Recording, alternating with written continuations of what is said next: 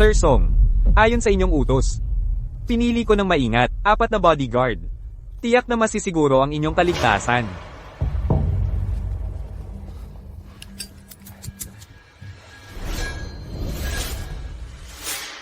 Sampung minuto sa inyo.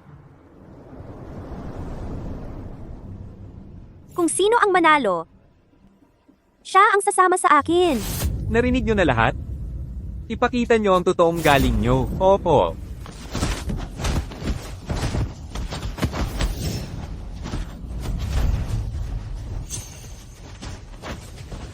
Ate, tiyak mong hintayin ako pagbalik ko mula sa ibang bansa. Sa susunod ako na ang magprotekta sa'yo.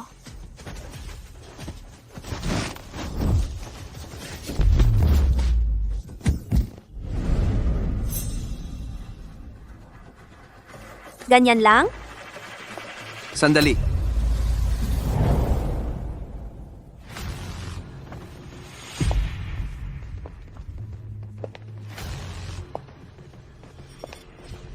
Ito.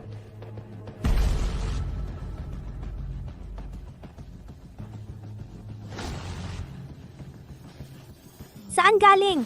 Ang walang modo.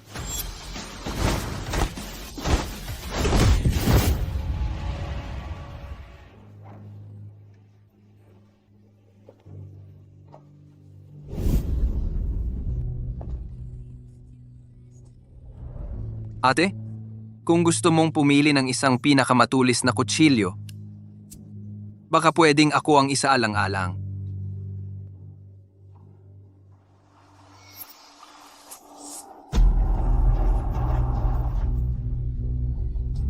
Sumunod ka sa akin? Baka mawalan ka ng buhay. Kung wala ako, ikaw mamamatay ka.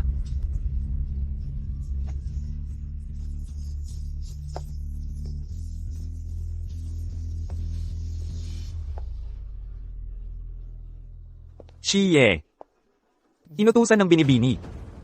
Hindi ka maaaring makisangkot sa gulo ng pamilya Song. Naku, itong si Chie, ipinagbili niya ang sarili niya.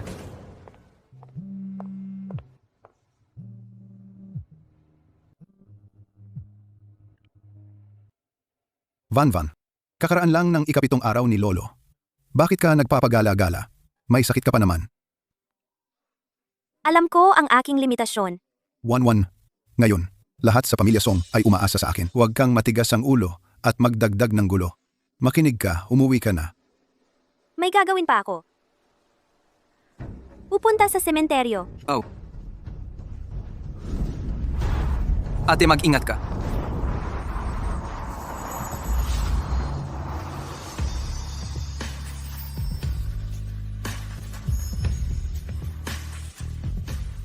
Ang mga mata niya. Bakit napakapamilyar ng pakiramdam?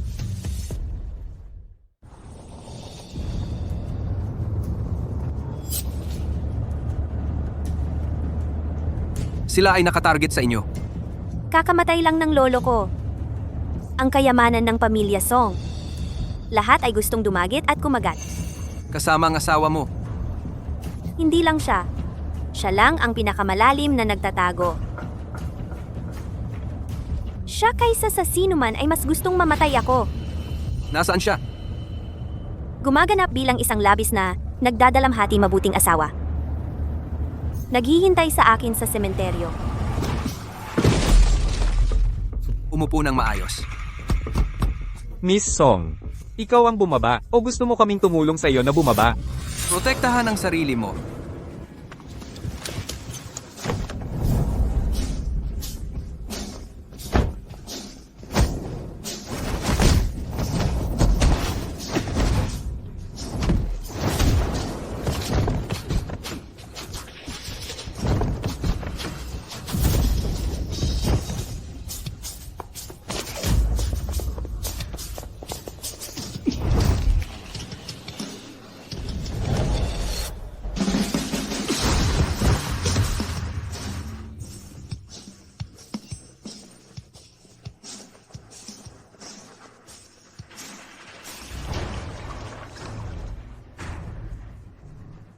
Kaya mo bang tumaya ng malaki?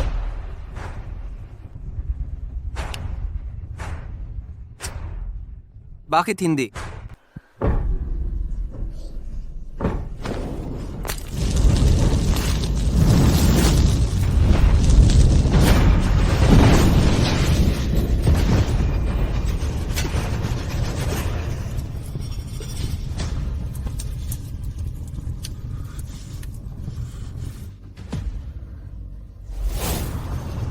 Chu Xianchen, 10 taon na tayong mag-asawa at bilang kapalit ay isang pagtatangka sa buhay ko. Ang utang na ito babayaran ko sa paraang pinakakinatatakutan mo kasama ang interes. Lahat-lahat. Xiangxian, sa tingin ko, hindi darating si Songwan ngayon, hindi siya makakarating.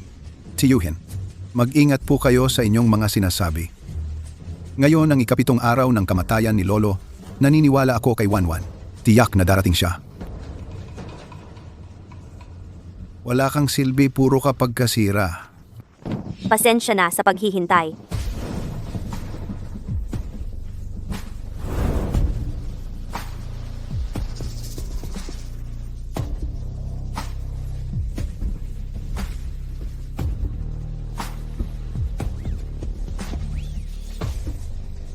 Wanwan, sa wakas, ay dumating ka na. Mahina ang katawan mo sa ganitong okasyon. Ako na lang. Ginoo, malakas ang ulan. Madulas ang daan. Ikapitong araw ni Lolo. Ako na mismong apo ay hindi dadalo? Hayaan ko bang mga tagalabas ang pumalit? Songwan, ano ba ang sinasabi mo? Kuya Xianchen, siya na ngayon ang haligi ng pamilya Song. Tiyuhin, ganyan mo ba pinalaki ang iyong anak? Hindi man lang marunong rumespeto sa nakatatanda. Xiaowan, anong pinagsasabi mo? Anong pinagsasabi ko? Ang alituntunin ng pamilya Song. Kailan ba naging karapatan ng isang anak sa labas na tulad mo? Na sumigaw sa akin, ang panganay na apo? Wanwan, At ikaw? Mahal kong asawa. Marunong kang makiramdam. Pero mali ang pwesto mo. Iyon ang lugar ko.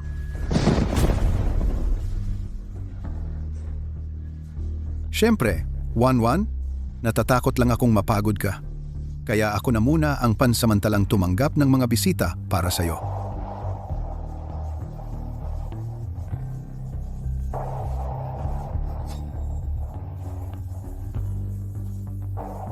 Simulan na ang pag-aalay.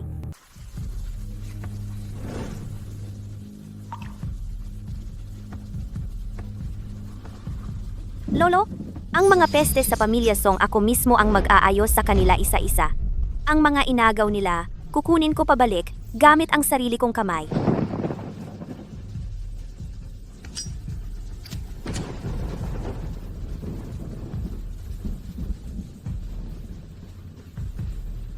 Bukas ng 10:05 ng umaga. Babalik ako sa grupo. Wanwan, sa wakas ay natauhan ka na. Naabisuhan ko na si Attorney Jiang at lahat ng shareholders. Bukas ng umaga, babasahin ang huling habilin ni Lolo ng eksakto sa oras. Ito ang nagpapatatag sa loob ng mga tao. Ang tanging paraan, Si, gusto mo ba akong umalalay sa iyo? Wanwan, sino siya? tinatanong mo ba ako? O ang aking bodyguard? Asawa? Wanwan, kakapasa lang ni Lolo. Hindi ka matatag ang emosyon. Hindi kita sinisisi. Pero ang seguridad ng pamilya Song ay hindi dapat pinapakialaman ng isang tagalabas. Ni ikaw ay wala ring karapatan na magpasya para sa akin. Tara, Songwan, ano talaga ang ipinagmamalaki mo? Ang iyong buhay at ang pamilya Song ay magiging akin din sa bandang huli. Wanwan. Nabasa ka ng ulan. Uminom ka ng ginger soup. Hanling magluto ka ng ginger soup para kay Wanwan. hindi na kailangan. Ang pangalan mo ay Hanling. Oo, madam. Ang assistant ni Chu Xianchen, kailan ka naging part-time na katulong? Wanwan, takot lang ako na mapagod ka. kaya pinapunta ko si Hanling para tumulong lamang. Ito ang aking personal na bodyguard. Mula ngayon, sasama siya sa akin sa master bedroom area. Sumama ka sa akin paakyat. Opo.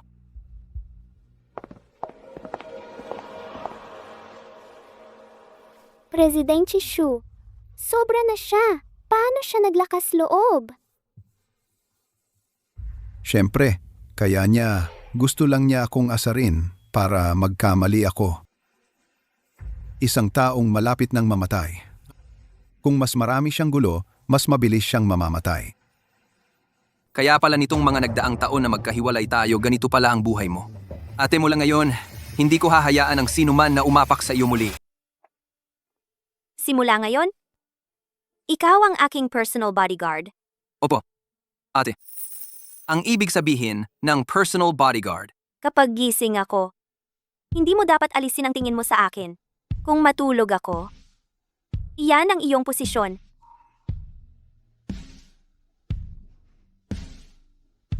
Opo, bago kayo magpahinga, pahintulutan muna ako. Nasuriin ang kaligtasan ng silid. Si.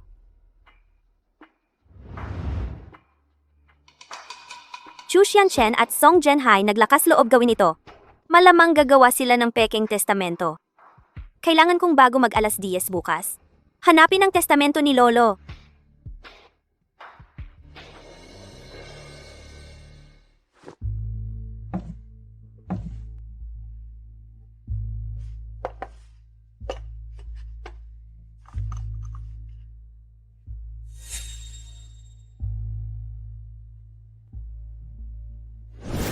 Van, ang paglalaro ng chess ay parang pagiging tao. Kailangan makita ang malinaw na harapan. At lalo pang kailangan kalkulahin ang mga nakatagong bahagi ang board na ito. Nagtatago ng sa pamilya Song natin. Qiang-kun. Qiang-kun.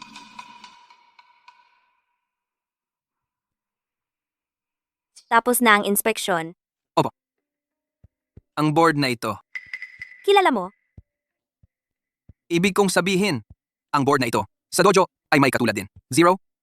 Ma'am, pahintulutan akong hiramin ang iyong banyo.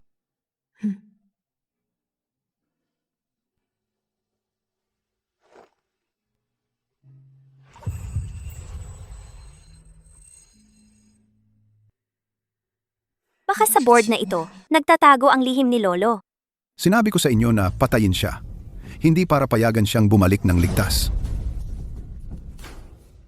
Si Song Zhenhai ay isang tanga, kasing tanga ng mga taong hinahanap niya. Ginoong Chu, magpakalma ka. Huwag mong pabayaan ang iyong katawan. Okay lang. Pumunta siya sa sementeryo ngayon. Hindi ba siya nagpakitang gilas doon? Pero ano naman? Ang mga shareholders, ikaw lang ang pinagkakatiwalaan nila? Bukas, sa oras ng pagbabasa ng testamento, lahat ay handa na. Lolo, matagal nang luma ang isip niya. Ngayon, ang tunay na testamento nasa akin.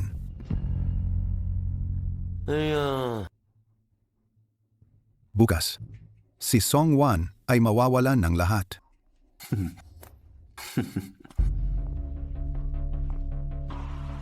May hinahanap ka. Isang bodyguard, mula kailan ka nag-part-time na pakialaman ang personal kong bagay? Dahil mali ang direksyon na iyong hinahanap, Anong ibig mong sabihin? sinuri mo ang tabi at ilalim ng chessboard. Pero ang itinuro sa iyo ni Ginoong Song ay ang kalawakan. Si Ginoong Song ay regular na bisita ng dojo. Madalas niyang sabihin, ang kalawakan ng chessboard ay wala sa piraso, kundi sa sitwasyon. Anong ginagawa mo? Ang sikreto ng kalawakan ay wala sa sitwasyon, kundi sa piraso.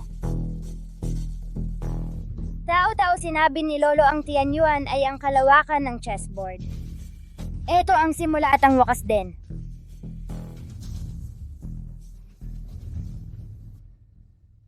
Walang laman. Ang bitag ni Chu Xianchen ay bukas. Wala akong oras. Di wag kang pumunta. Hindi pumunta? Ibig sabihin, ay pumayag ka na totoo ang testamento na nasa kanya. Kailangan kong pumunta bukas. Ano ang kailangan kong gawin? Kailangan mo lang. Siguraduhin ang aking kaligtasan.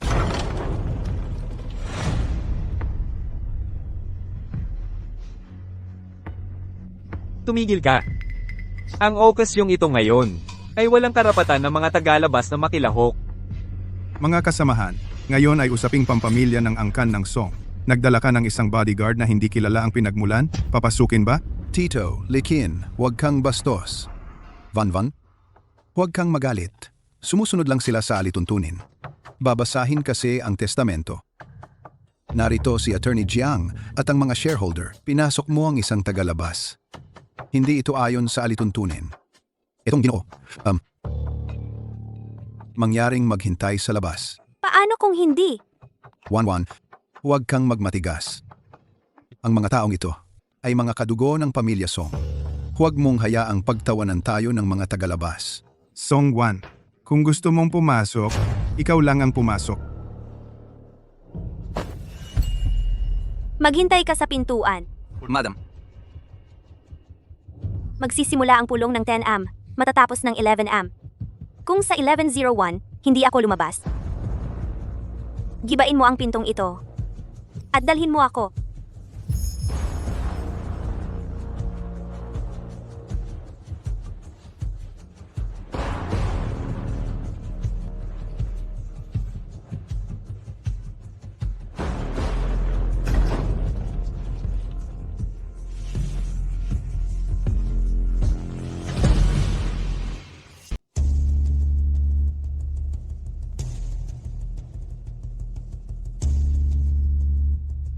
Ako si G. Song Qianzi, abogado, babasahin ngayon ang testamento. Ang hawak ko ay ang Song Group, 40% ng shares ay sa anak na si Song Jianhai Apo, na si Song Wan, bawat isa ay magmamana ng 20%. Tingnan ang maliwanag na bahagi at higit pa ang lihim na bahagi. Wan, imposible ito. Song 1, narito ang testamento. Ano pa ang masasabi mo? Attorney Jiang, 20 taon kang naglilingkod sa pamilya Song. Oo, Miss Song. Ang pirma ng aking lolo mas pamilyar ka rito kaysa sa akin. Gamitin mo ang iyong karera bilang garantiya. Pirma ba niya iyan? Sumusunod lang ako sa legal na proseso sa pagbabasa ng testamento. Kinukuwestiyon mo ang pagiging totoo ng testamento. Siyempre, kinukuwestiyon ko. Ang buong puhunan ng aking lolo ay tiyak na hindi ibibigay sa isang anak sa labas. At tiyak na hindi lang sa akin ibibigay ang 20%, ang testamentong ito ay pagka Pinagbibintangan mo ako. aking mahal na asawa, mas alam mo pa sa akin, di ba? Van, syempre, naniniwala ako sa iyo. Ngunit nakasulat ito ng itim sa puti. Ang itim sa puti ay maaari ring pekein. Mga Ginoo, bago mamatay ang aking lolo, sinabi niya sa akin ng personal ang tunay na testamento. Ay nakatago sa lugar na ako lang ang nakakaalam. Ang testamentong ito ni Song Jianhai ay peke. Dahil sinabi mong mayroon ka. Kaya ilabas mo. Hindi ko ito mailalabas ngayon. Eh bakit ka nagmamadali? Ano? Natakot? Kaya nagmamadali kang pilitin ako ng peking testamento. Wan, tumigil ka na. Mga lahat, si Wan ay nabigla. Sa totoo lang, ganito ang paghahati ni Lolo. May dahilan siya. Dahil ang ama ni Wan noong nabubuhay pa, sa isang proyekto sa ibang bansa, nag-iwan ng malaking kakulangan. Ganito ang paghahati ni Lolo para ako at si ikalawang tiyo ay mabayaran ang utang ng kanyang ama. Van, tumigil ka na. Para sa reputasyon ng pamilya Song, huwag ka nang umiistorbo. Kaya pala si Lolo ay para sa iyong ama nag-aayos ng gulo. Ikaw, isang babae? Ganoon kalaking butas? Kaya mo bang punan? Sa hinaharap, sundin mo na lang si Presidente Chu. Song 1, narinig mo na ba? Wan, pumirma ka na. Ilipat mo sa akin ang shares. Ako na ang bahala sa mga utang na ito. ikaw pa rin ang asawa ng pamilya Song. Mapapanatili mo ang huling dangal ng iyong ama.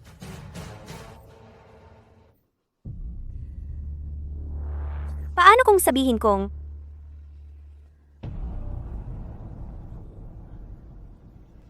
hindi ako pipirma?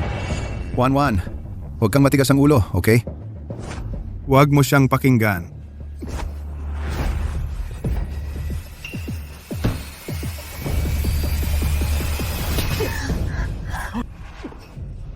Pumirma.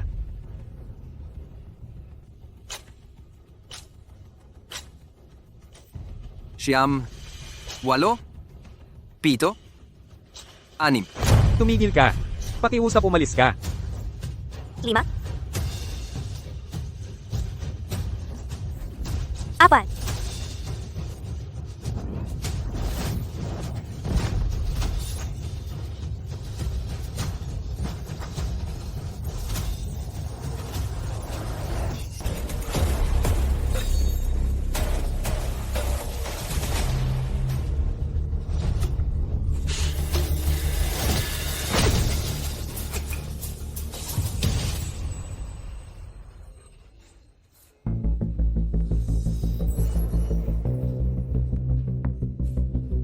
Sumama ka sa akin.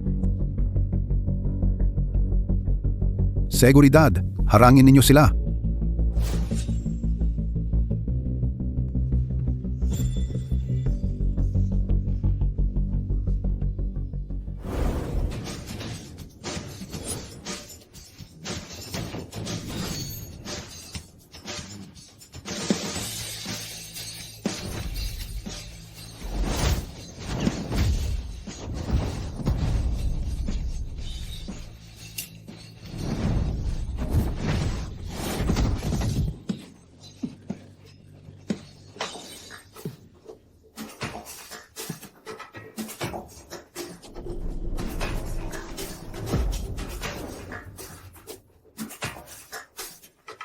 Maliit na sugat lang. manahimik ka. Ang bodyguard ko, hindi siya dapat mamatay sa dugo.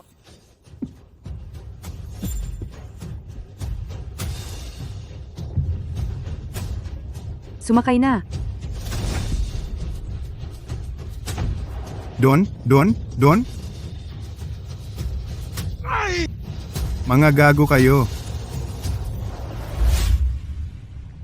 I-execute ang Plan B. Burahin lahat ng bakas. Oh, Paano mo nalaman? Sige, Lingifan. Tiyak na papasok ako. Hindi ko alam. Tumaya lang ako. Sa iyong profesionalismo, hindi papayag ang iyong employer na mawalan ng contact ng mahigit 1 oras. O kaya, tumaya sa iba. Tayo? Saan tayo pupunta ngayon? Bumalik sa villa ng pamilya Song. Si Chu Xianchen ay babalik agad. Bitag yan. Nandoon pa ang chessboard ko. Lumayas ako, hindi para tumakas. Para makuha ang gamit ko. Naiintindihan ko. Bumalik agad sa villa ng Song. Anak, gising. Chu Tianxian, kasalanan mo lahat. Ipilit mo ang legalidad. Ngayon magaling, tumakas na ang tao. Tito, pinaghirapan ko ang pera. Naghanda ako ng paraan para sa inyo.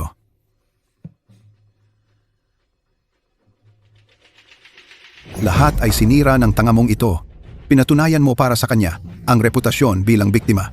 Binigyan mo siya ng dahilan para tumakas. Presidente Chu, pakiusap, kumalma kayo. Nandito pa ang mga shareholders.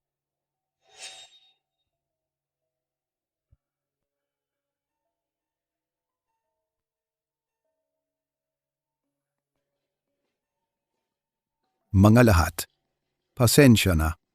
Ang asawa ko ay sobrang emosyonal. Maiintindihan. Ngunit ang utang ng pamilya Song, tunay na totoo. Hanling. Narito po. Sa ngalan ng tanggapan ng presidente, ay freeze agad. Lahat ng assets sa pangalan ni Song Wan. Ilatag ang listahan ng utang. Opo.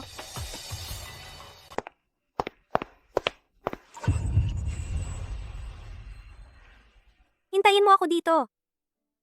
Kung hindi ako lalabas sa loob ng 5 minuto, isipin mo na lang na hindi ako nagpakita.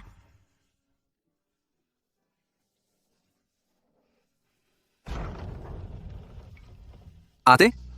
Ano bang pinagdaanan mo?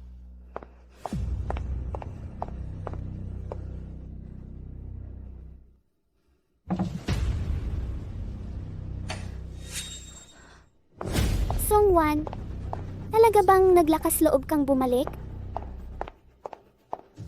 Nasaan si Chu Xianchen? Nasa kumpanya si Presidente Chu. Inaayos ang gulo na iniwan mo. Inakala niya na tulad ng isang daga, babalik ka para magnakaw. Kaya't inutusan niya akong manatili dito para bantayan ka. Nakakatawa no? Hindi mo kinuha ang alahas. Kinuha mo lang itong lumang kahoy. Hoy! Umalis ka! Saluhin siya. Huwag siyang makatakas.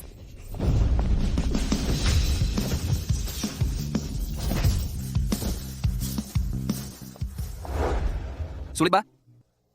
Ito ay marahil ang iniwan ni Lolo. Ang huling galaw. Mga walang kwenta. Ano ang kinuha niya? Mga alahas mula sa safe? Mga dokumento? Presidente Chu, wala siyang kinuha. Inagaw lang niya ang isang chessboard.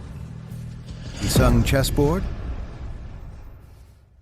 Ipagsapalaran niyang mahuli para lang sa isang chessboard. Mga kaibigan, bago mamatay ang aking lolo, sinabi niya sa akin mismo, ang tunay na testamento ay nakatago lamang sa lugar na alam ko. Ang matandang iyon. Bantayan niyang mabuti ang dojo ng sangay ng pamilya Tang. Tiyak na pumunta siya doon. Kahit anong paraan, gusto ko ang chessboard na iyon. Naiintindihan ba? Okay lang ba ang sugat? Ayos lang. Akala ko ang chessboard lang ang pakialam mo. Nasugatan ka. Sino ang magiging sandata ko? Si Chu Xianchen ay naka-freeze na. Lahat ng assets mo. Wala ka ng pera ngayon. Hindi ka na rin makakabalik sa pamilya Song. Ligtas ba dito? Oh, wala kang alalahanin. Ang kamay ni Chu Xianchen ay hindi makakarating dito. Mabuti. Lolo, ngayon nasa harapan na ang laro. Paano ko ito lulusutan?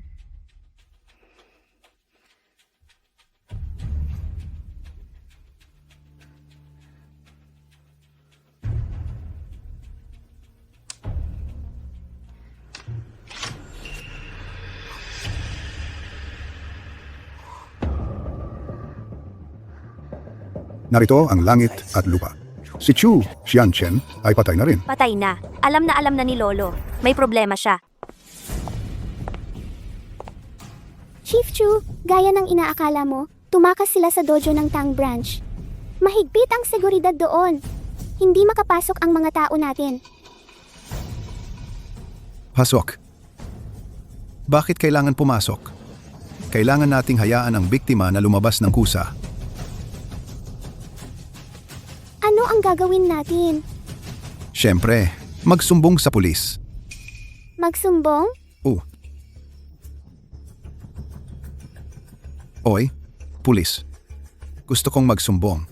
Ang asawa kong si Song Wan, hindi maganda ang kanyang mental na kalagayan. Siya at ang kanyang bodyguard nagsabuatan at ninakaw ang yamang pamana ng pamilya Song. Ito ay isang chessboard. Salamat. Ito? At saka, Editor-in-Chief Wang, bibigyan kita ng isang mainit na balita.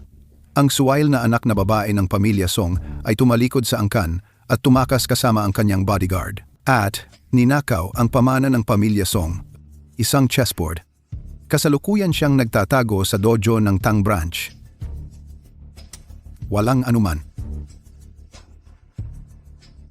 Ayos, ngayon, ang buong mundo ay tutulong sa atin na hanapin ang chessboard na iyan. Masama ito. Si Chu Xianchen ay nagsumbong na sa pulis. Inakusahan si Miss Song ng pagtataksil sa pamilya at paglustay ng ari-arian ng pamilya. Gusto niyang gamitin ang opinyon publiko para pilitin akong lumabas. Tama. Kukumbinsihin niya ang lahat ng mamamahayag sa lungsod na pumunta rito. Ngayon, ang labas ng dojo ay puno ng tao. Pilitin niya? Hindi yung pilitin? Hindi lang niya gusto akong pilitin na lumabas, kundi gamitin ang opinyon publiko para sunugin tayo. Mahal, alam kong nandyan ka. Pakiusap, umuwi ka na sa akin, okay? Hinihingi ng enforcement team na kaming magbigay ng tao sa loob ng 10 minuto kung hindi, sa ilalim ng pagkakasala ng harboring pagnanakaw papasok ng puwersahan. I-lockdown ang dojo. Sa aking buhay, walang sinuman ang papasok. Ito ay magpapalaki ng gulo. Sundin ang utos. Ngayon ang buong lungsod ay nag-iisip na. Ikaw ay isang baliw na babae na nagnakaw ng kayamanan at tumakas. Gusto mo akong sunugin? Tingnan natin kung sino ang unang masunog. Bigyan mo ako ng isang ganap na ligtas na computer. See ya.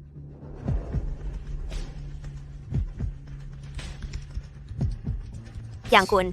Ilang beses nang binanggit ni Lolo ang Kyangkun.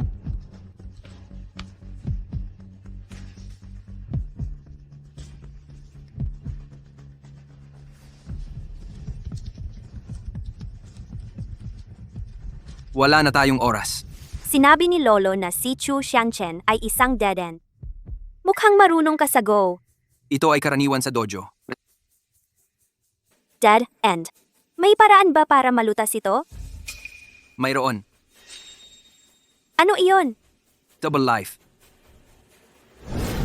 Todo ang laro ay halos patay na. Ate, hindi pa tapos, pwede tayong mag-double life. Paano niya alam?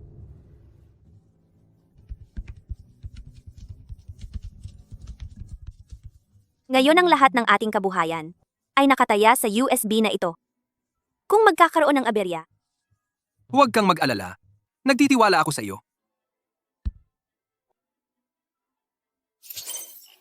Van, kung napanood mo ang video na ito, baka wala na ako sa mundong ito. Sa mga nakaraang taon, ako'y naging mangmang. Nagkamali ako sa pagpili ng tao. Song Jinhai ay isang taong walang kakayahan. Ngunit ang tunay kong pinagkatiwalaan ng mali ay ang taong si Chu Xianchen na mapagkunwari. Palagi niyang pinapalsipika ang mga utang ng iyong ama sa ibang bansa. Unti-unting inaagaw ang kapangyarihan ng pamilya Song. Ang ibinigay ko sa iyo sa USB drive na ito ay ang lahat ng kanilang kabilang si Song Jinhai nagsasabuatan sa pagpeke ng testamento. Lahat ng recording ng kanilang sabuatan laban sa iyo. 1-1. Huwag mong subukang hanapin ang tunay na testamento. Lahat ng mga bahagi sa ilalim ng aking pangalan. Noong araw na ikaw ay naging legal age, lihim na nailipat na sa iyo ang USB drive na iyon, ay ang nagbibigay sa iyo ng kapangyarihan ang susi upang kontrolin ang pamilya Song. Ang nasa kamay ni na Chu Xianchen ay isa lamang walang laman na bagay. Sige na, kunin mo ang lahat ng nararapat sa iyo.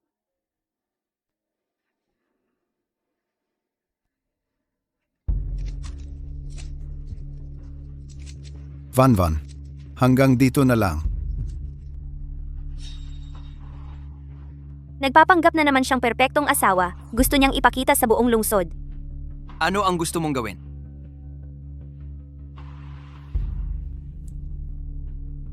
Dahil gusto niya ng entablado, makikipaglaro ako sa kanya hanggang matapos ang dulang ito. Anong ibig sabihin? Kailangan niya ngayon ng isang asawang nakidnap para makumpleto ang kanyang perpektong imahe. Gusto kanyang sirain. Eh di gagawin ko ang script niya. Simula ngayon ikaw ang mapanganib na kumidnap sa akin, at ako ang nagpupumilit na makatakas pabalik sa asawa ko kaawa-awang asawa. Gusto mo akong ibigay sa kanya? Gusto niya ang chessboard, mas gusto niya ang perpektong imahe. Kailangan kong makatakas pabalik para manalo siya sa larong ito. Hindi ko kaya. Kailangan mong kayanin. Ikaw ang bodyguard ko. Ngayon, kailangan kitang akusahan ako. Ang USB na ito ay ipapasa ko sa iyo. Pagkatapos kong makatakas, pabalik i-activate mo ito. Naiintindihan ko. Tandaan mo. Mas malupit? Mas totoo. Ang asawa ko ay malubha ang sakit. Kailangan ko siyang iuwi. Makinig kayo sa loob. Palayain agad ang hostage. Van, Xiantian, Layas. asawa. asawa.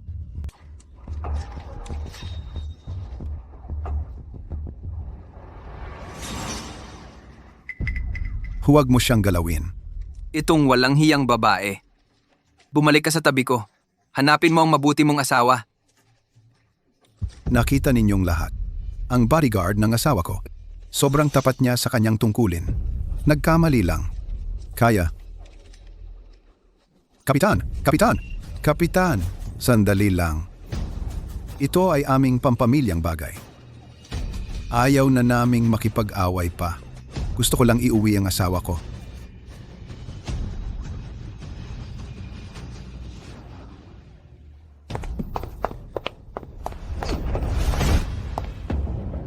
Magaling kang umarte. Muntik mo na akong maloko. Hindi ko alam ang sinasabi mo. Nasaan ang chessboard na iyon? Kinuha ba ng bodyguard? Bahala na. Isang piraso ng lumang kahoy lang. Wala ng testamento? E di ano? Ilang tao sa buong mundo, alam na lahat na baliw ka. At ako? Ako ang bayani na nagligtas sa asawa. Ang asawa ko, maligayang pagbabalik sa bahay. Sa pagkakataong ito, hindi ka na makakatakas.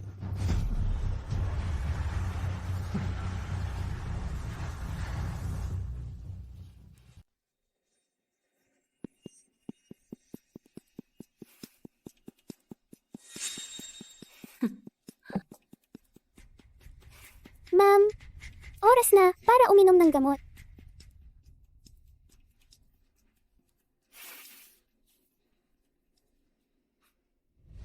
Si Presidente Chu ay talagang malambot ang puso. Ikaw na sumama sa ibang lalaki. Gusto ka pa ring ituring na asawa. Nasaan siya? Si Presidente Chu ay sobrang busy. Pupunta siya sa korporasyon ngayon para linisin ang gulo na iniwan mo.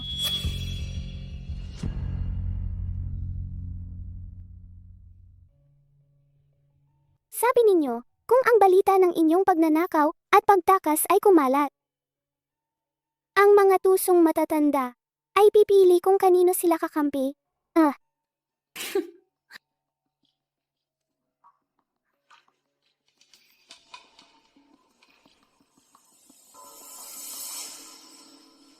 Tangjin yan. Ngayon, handa ka na ba?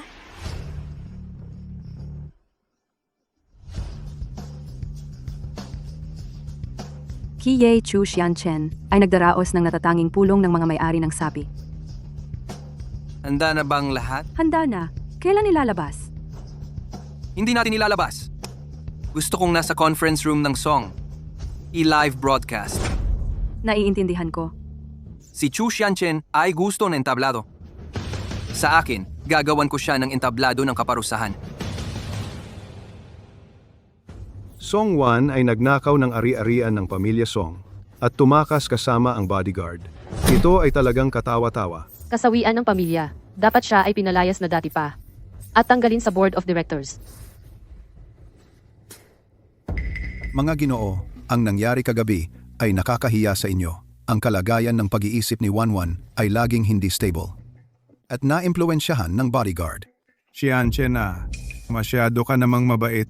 Sa tingin ko, wala siyang karapatan pamahalaan ang pamilya Song natin. Tio, huwag mong sabihin yan. Ngunit, ang utang ng pamilya Song ay kinakailangan agad para sa ikabubuti ng lahat.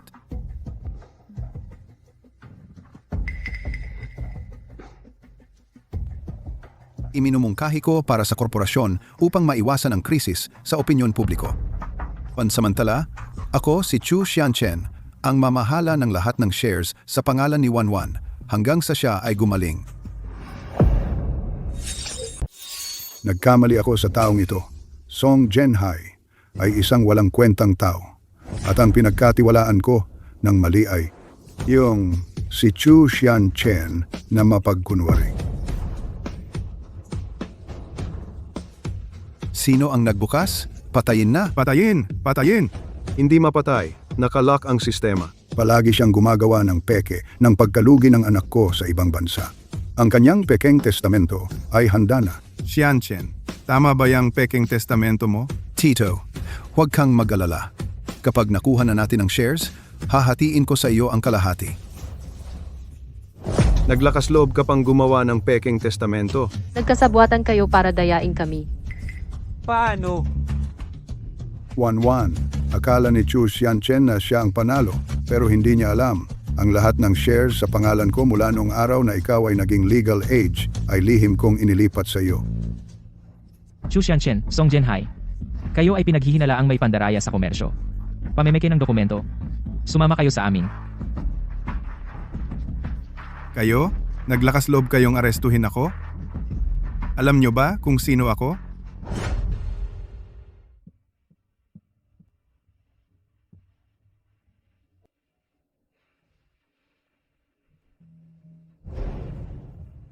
Nanalo ako.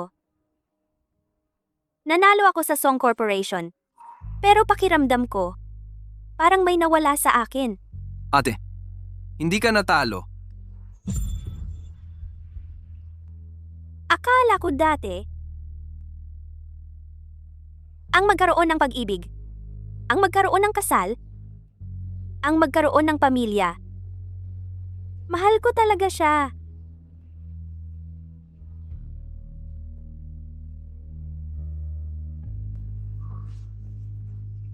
Jinyan.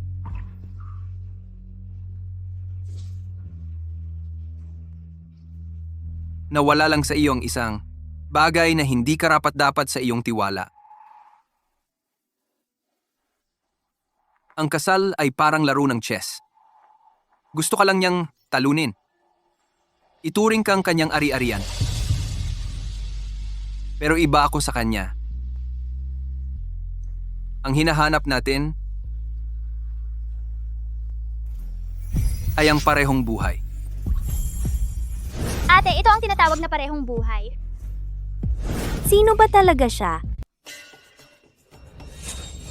Amos Song dati, ay nabulag tayo ni Chu Xianchen, ang utang at testamento ng iyong ama.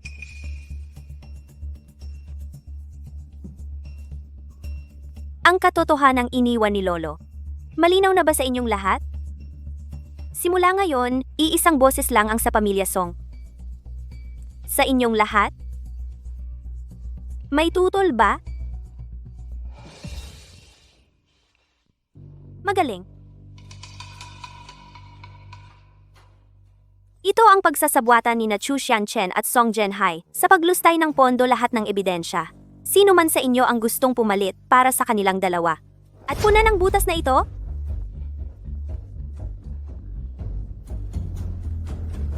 Tapos na ang pulong.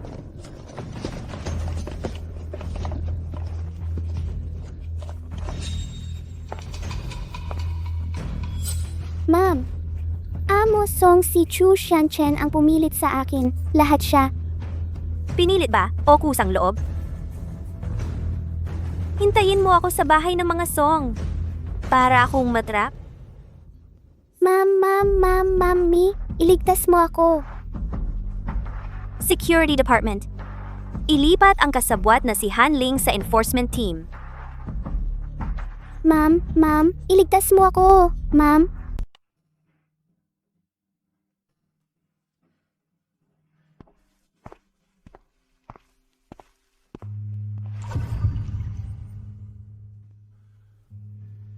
Ate, nabigo akong protectas Feichan ka. Hanggat mabawi natin ang Song, sulit. Paano mo nalaman ang Shuang Huo? Sa dojo. Hindi ka takataka na malaman iyon, di ba? Hindi. Pero ang salitang ito, sa isang tao ko lang sinabi.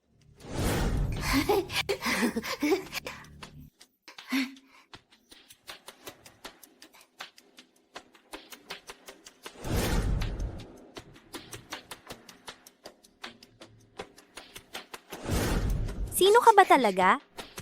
Alam mo ang Shuang Huo? Alam mo ang Tian Yuan? Kaano nakatagal mo akong pinagtatawanan? Tao. Hindi ako. Gusto ko lang protektahan ka sa tabi mo. Mula noong nagpanggap kang bodyguard at lumapit sa akin, hanggang sa paalalahanan mo ako ng password. Pinapanood mo akong parang tanga na nagpupumilit sa harap ni Chu Xianchen. Mas mabuti pang hindi ka na bumalik. Ate, ayoko lang na masaktan ka pa. Kung ayaw mo talagang masaktan ako, sana hindi ka umalis noon.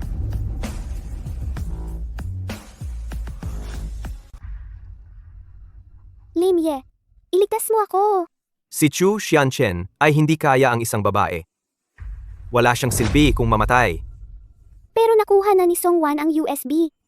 Alam na niya ang lahat. Alam niya, ang bahagi lang ni Chu Xianchen, hindi pa niya alam. Ang utang ng kanyang ama. Totoo.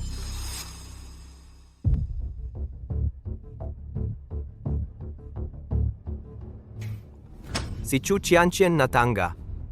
Kung sino ang totoong may utang, hindi niya alam. Akala ni Songwan panalo na siya. Nakuha lang niya ang walang laman. Gusto kong puntahan mo siya at sabihin, panahon na para bayaran ng anak ang utang ng ama. Hindi siya maniniwala sa akin. Kakapapasok niya lang sa akin sa presinto.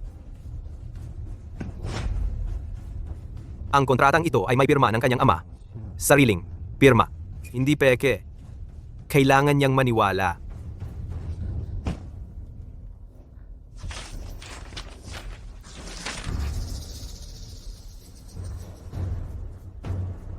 Songwan, patay ka na. Presidente Song, ang kabilang panig ay may karapatan na hingin sa atin. Bilhin pabalik ang lahat ng shares at magbayad ng triple na penalty. Wala ako. Sabi niya, may alaala ng iyong ama. Papasukin mo siya. Ah,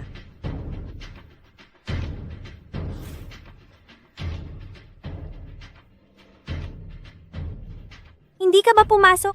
Songwan, masyado ka yatang masaya? Si Chu Xianqian. Pinapunta ka niya para makipag-usap sa akin? Chu Xianchen. Siya? Karapat-dapat ba siya?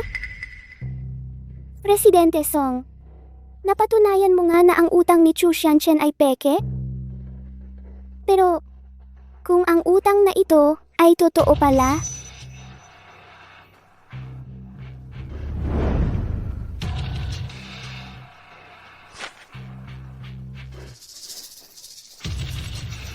Chi, ye. Si Hanling ay pinabail noong gabi. Ano?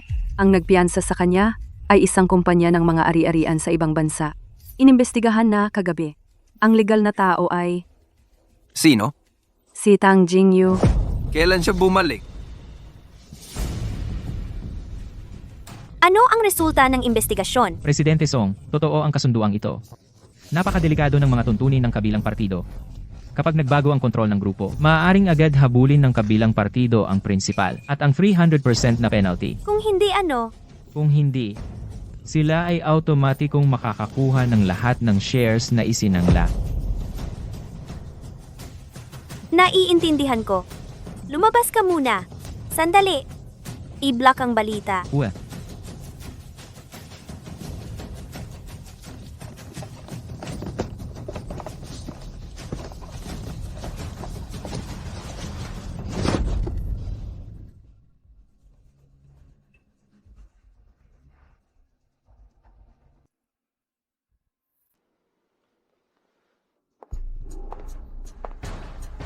Hanling, ikaw, bakit hindi ka nahuli? Presidente Shu, musta? Talaga namang pinagtaksilan mo ako. Pagtataksil?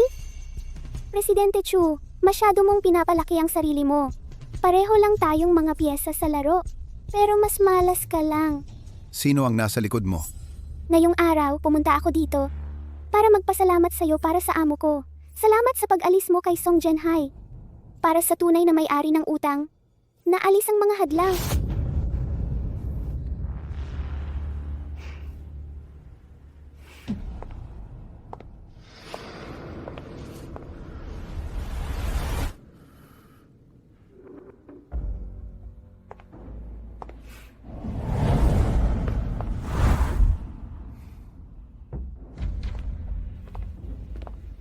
Sino ka? First time nating magkita. Narinig ko na ang aking ikapitong kapatid ay bodyguard dito. Pasensya na nakalimutan kong magpakilala. Ako si Tang Jingyu.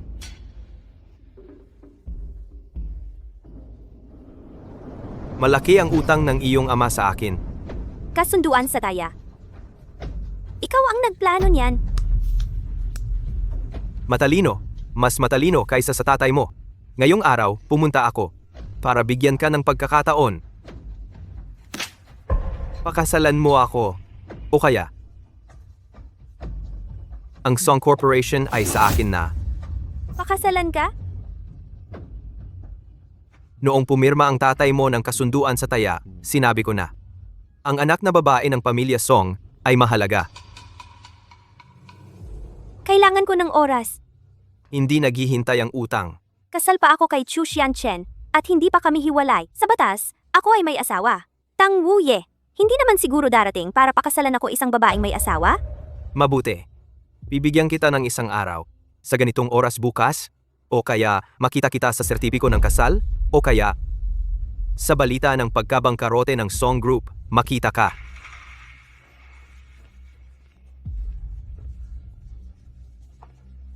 Binabati kita, Presidente Song. Nakahanap ka ng magandang mapapangasawa. Akala ko dati, namatay na siya sa ibang bansa. Lahat ng paratang laban kay Han Ling dahil kulang ang ebidensya ay tuluyang ibinasura. Pumunta rin siya sa Song Corporation. Nagpunta siya para makipagkita kay Song Wan. Oh, Iniligtas niya si Han Ling. At nagpunta pa kay Song Wan. Si Chu Xianchen ay isang front lamang. Siya ang tunay na pinagkakautangan. Hindi maganda.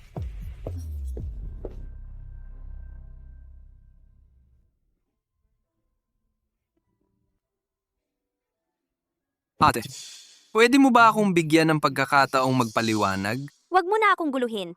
Magkanya-kanya na tayo. Paumanhin, Lolo. 1-1, hindi na kaya. Ate.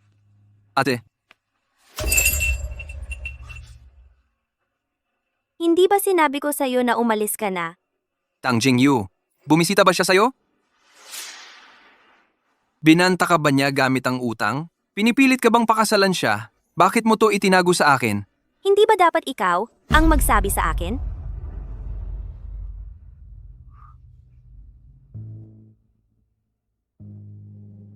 Sino si Tang Jin yan? At ano ang relasyon niya kay Tang Jingyu? Bakit hindi ka nagsasalita? Wala nang ibang tao dito. Magpatuloy ka sa pag-arte. Nagkunwari kang bodyguard para manatili sa tabi ko. Pinilit ako ng kapatid mong lalaki na pakasalan siya. Kayo, ang pamilyang Tang. Gusto ba ninyong lahat na libangin ang sarili sa paglalaro sa akin? Hindi po ate. Hindi, makinig ka sa akin. Hindi kita niloko kailanman. Si Tang Jingyu ay kadugo ko. Pero siya rin ang aking kaaway. Tama na. Ano ba ang pakana ng pamilya Tang ninyo? Ano pa ba ang totoo sa'yo? Ate, Lumayas ka! ate, Lumayas ka na!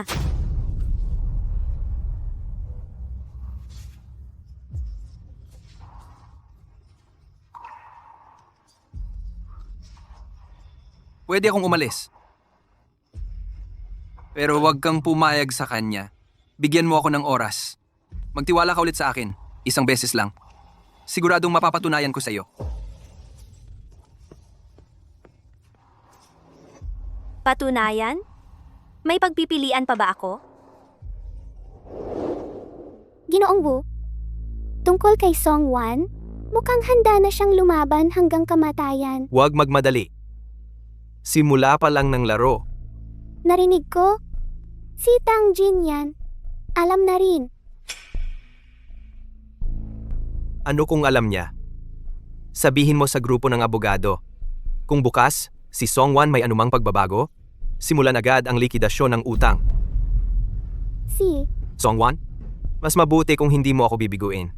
Kung hindi, pagsasamahin kita at ang aking mabuting kapatid para mamatay ng magkasama.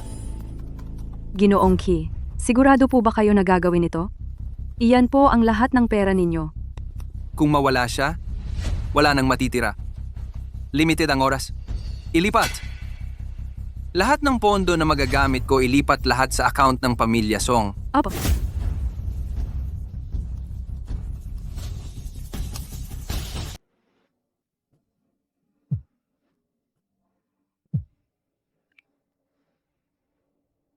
Humanda kang magdeklara ng bangkarota. Ma'am Song. Hindi ako magpapakasal kay Tang Jingyu. Ma'am Song, ano ang ginawa mo? Yung napakalaking utang ay nabayaran na 10 minuto ang nakalipas.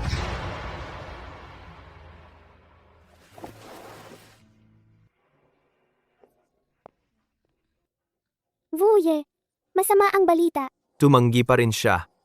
Ang utang ng pamilya Song ay nabayaran na. Bayad na? Ang pamilya Song ngayon, nakatanggap ng isang anonymous na remittance mula sa ibang bansa. Anonymous? Tang Jinyan. Ikinagulat na para sa isang babae. Ginalaw mo ang sarili mong pundasyon. Siye, sabihin mo sa kanya, ako mismo ang sisira sa kanya. Ano? Ma'am Song, ang mga aksyonista ay naghihintay sa iyo para sa pulong. Ipagpaliban lahat.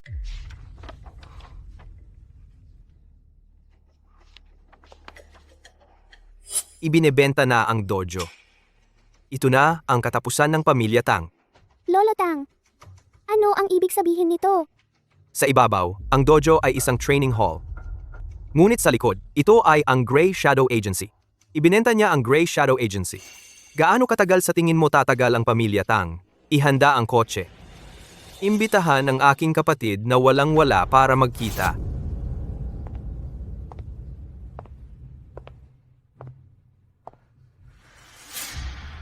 Tao-tao. Hindi ako dapat nag-alinlangan sa iyo. Ako. Hindi. May pagkakataon pa. Gamitin ang lahat ng resources ng pamilya Song para maghanap ng isang tao. CEO Song, sino ang hahanapin mo? Ang bagong bumili ng dojo ng pamilya Tang.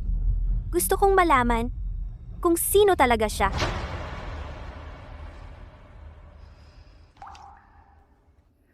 Tang Jinyan. Ikaw na gago?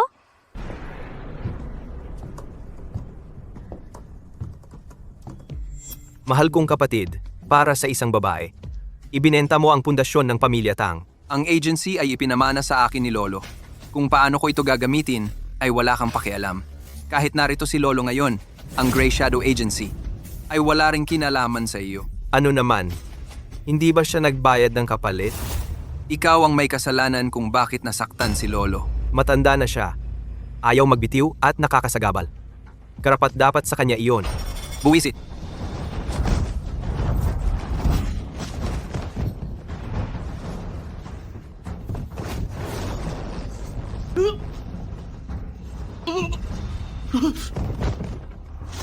Dapat alam mo, hindi lang dojo ang ibinebenta mo, kundi ang iyong fallback. Lumpihin siya.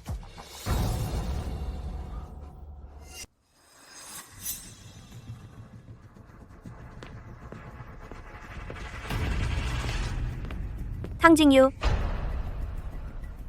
Bakit ka nandito? Nasa iyo ba si Tang Jinyan? Anong ginawa mo sa kanya? Siya. Sinira ko na siya. Ano? President Song. Bayad na ang pera ng pamilya Song.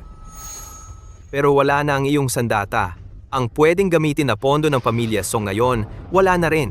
Ang Song Corporation. Paano ito mag-ooperate? Gusto mo bang pag-isipan muli?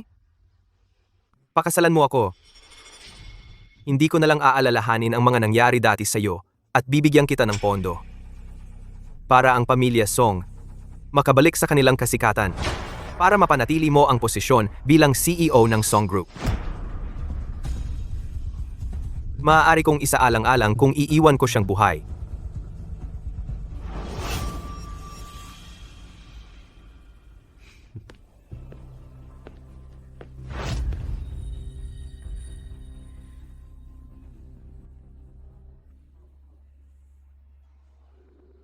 Lolo,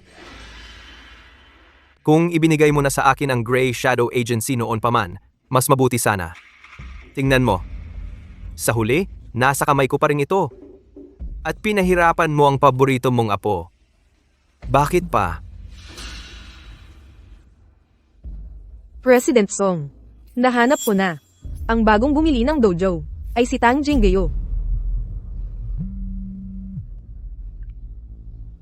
Oy, Ano na ang nangyari kay Tang Jinyan? Pagod lang siya.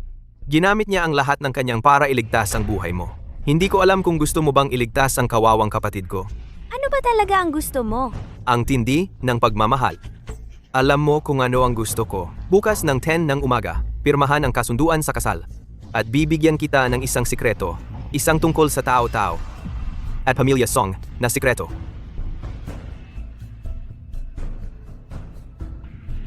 Ako ang may kasalanan sa kanya. Pakasalan siya. Ang pamilya Song ay tiyak na malulunok ng tuluyan. Pero kung hindi ako magpakasal, mamamatay si Tang Jinyan. Hindi. Hindi ko hahayaan na manalo ang sinuman. Kailangang iligtas si Tao Tao. At ang pamilya Song ay hindi ko ibibigay sa iyo. Kung gayon, sabay na tayong mamatay.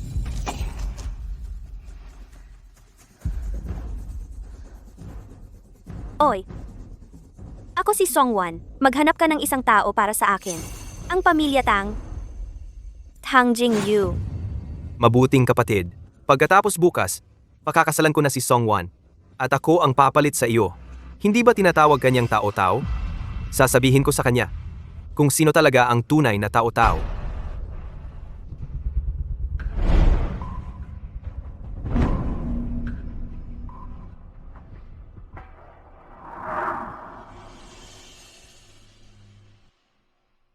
Ang kasunduan sa diborsyo ay naipadala ko na sa abogado ni Chu Xiangchen. Ang kasunduan sa kasal na ibinigay mo sa akin ay nilagdaan ko na. Ginang. Ang nakakaunawa sa panahon ay isang matalino. May kondisyon ako. Una, dapat mabuhay si Tang Jinyan. Pangalawa, dapat siyang dalhin sa pamilya Tang, pinakamahusay na ospital, upang magpagamot. Siyempre, napagkasunduan.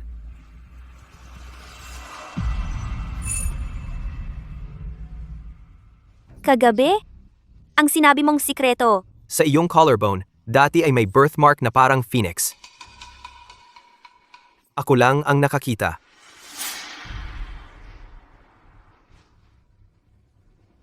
C. Ayusin ang paglipat ng ospital ni Tang Jinyan. Oh. Yung sinabi mo tungkol sa birthmark ay para magpanggap na tao-tao? Pero sayang, kahit ikaw iyon, hindi ko talaga aaminin.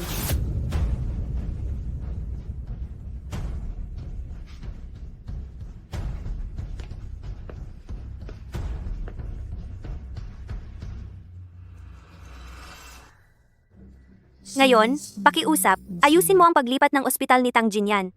Bago iyan, gawin mo ang isang bagay para sa akin. Ito ay kay Miss Song. Napakahalagang mga bagay. Mag-ingat sa paglipat. Pasulong.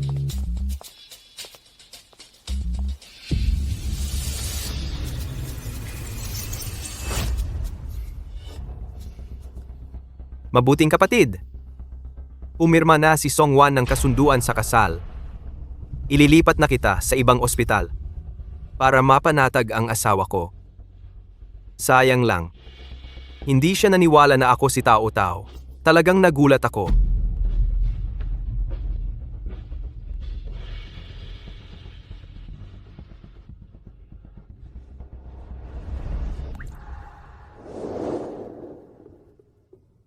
Maligayang bagong kasal, Mrs. Tang. Nasaan si Tang Jinyan? Nasa pinakamagandang ospital na siya. Pinakamagandang pribadong ospital. Ang taong dapat mong alalahanin ngayon ay ako. Huwag mo akong hawakan. Bibigyan kita ng isang araw para umangkop. Pagkatapos bukas, alam mo kung ano ang gagawin.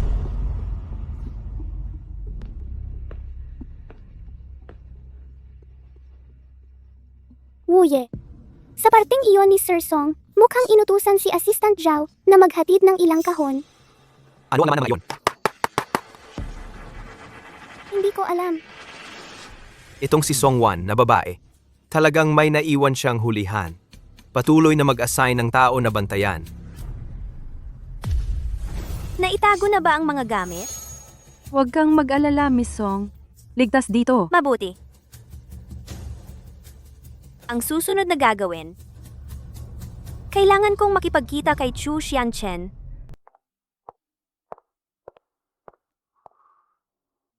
Hiye. Inilipat na ni Miss Song ang mga bagay na iyon. Hindi kanya pinabayaan. Pero si Miss Song, kailangan munang hanapin. Si Chu Qianqian.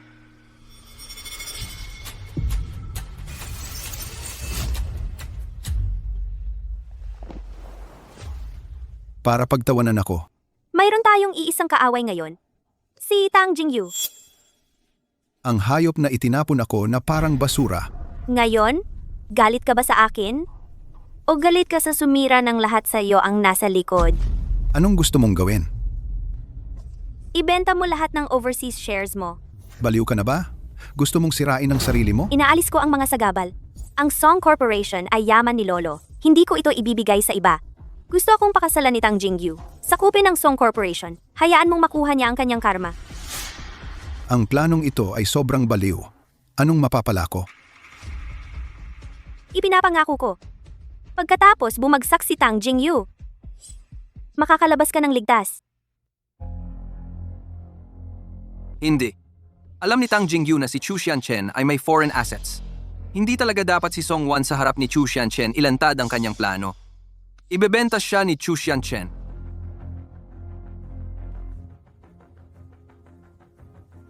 Kiye.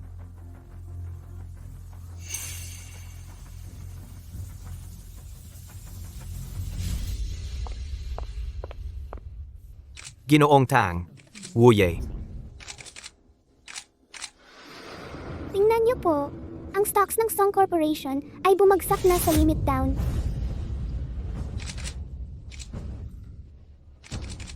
Pasensya na sa inyong lahat. May emergency na kailangan kong asikasuhin. Mauna na ako.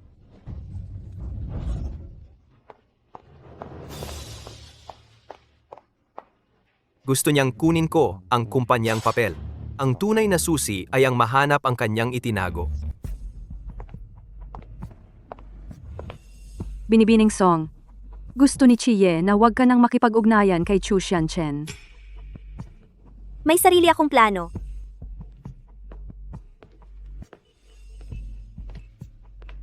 Ginang Tang. Mabilis bumagsak ang stock ng pamilya Song. Kakapirma lang ng ex-husband mo. Ang korporasyon ng Song ay naging pekeng kumpanya na. Ang sakto naman. Hindi sakto. Nabunyag ang utang. Normal lang ang reaksyon ng merkado. Ang Songs Corporation. Hindi ba sa iyo iyan? Siya. Hindi mahalaga. Pwede kitang samahan maglaro. Bantayan ninyo ng mabuti ang overseas account ni Chu Xiangchen. Siya, Mukhang may utak pa rin.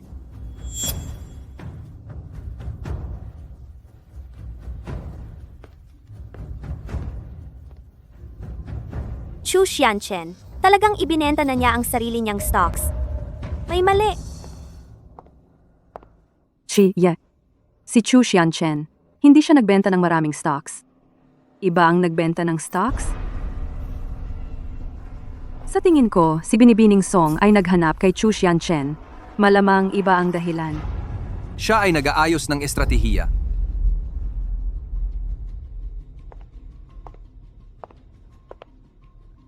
Wuye.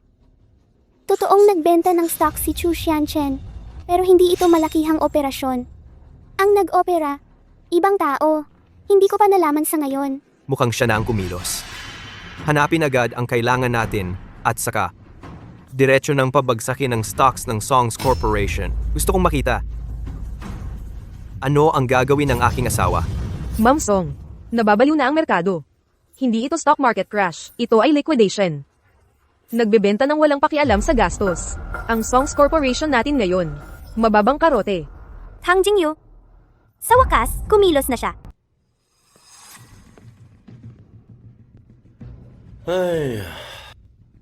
Mukhang. Ang ex-wife ko ay nasa problema. Gusto kong magpasa ka ng mensahe kay Tang Jingyu. Ano? Sabihin mo sa kanya, nasa akin ang kanyang pinakagustong bagay.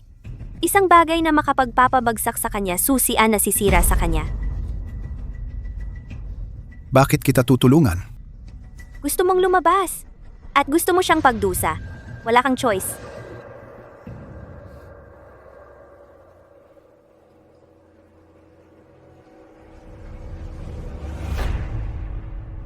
Master Wu, sinabi ni Chu Xianchen, Ano? ang lihim na susi ng kapalaran ay nasa kamay ni Song Wan. Ang aking mabuting asawa. Talagang pinahanap mo ako ng husto. Pumunta. Suriin ng mabuti ang bodega na iyon.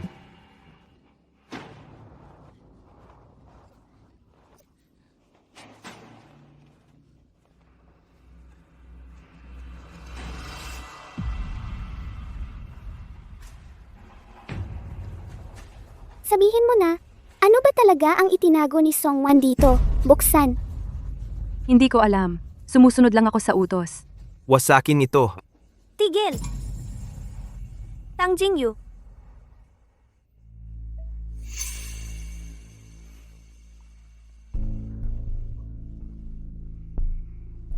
Radio. Songwan. Nasa malapit ka nga. Hindi ka ba lalabas upang makita ang asawa mo? binabantayan ko para sa iyo ang iyong pinakamimithi at pinakakinakatakutan. Tang Jingyu, hindi lang ang song group ang gusto mo kundi pati ang susi na nasa akin. Tama ba? Ang susi na nasa akin ay sapat upang sirain ang lahat ng iyong plano. Tang Jingyu, gusto mo bang mag-usap? Interesting. Sabihin mo ang iyong mga kondisyon. Una, pakawalan si Assistant Zhao. Pangalawa, ibigay mo sa akin si Tang Jinyan. Bakit ako maniniwala sa iyo? Wala kang choice.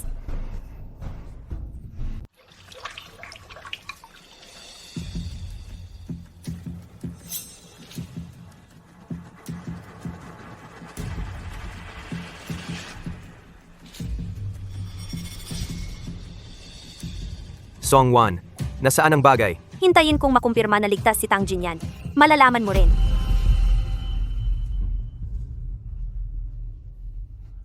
Jinyan! Sabihin sa kanya na tumabi sa akin. Kailangan ko munang makita ang bagay.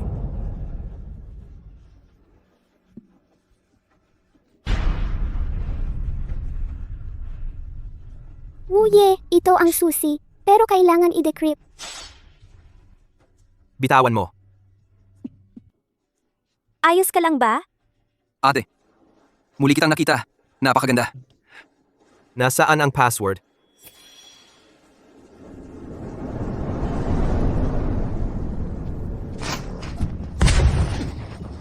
Miss Song Kie, tara na. Umalis na. Songwan, Sinabi ko na.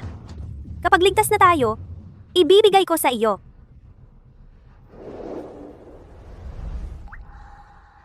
Kumusta ka? Pumirma ka na. Kailangan kitang iligtas. Tao-tao, ibigay mo sa akin ng gamot.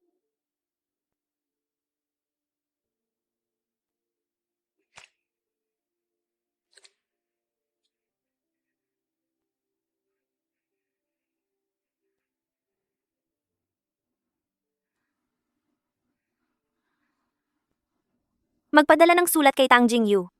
Ibalik ang korporasyon ng Song. Kanselahin ang kasunduan sa kasal. Ang bagay ay ibibigay sa kanya. Bukod pa rito, alagaan mo si Tao-Tao. May gagawin ako. Lalabas muna ako. Opo.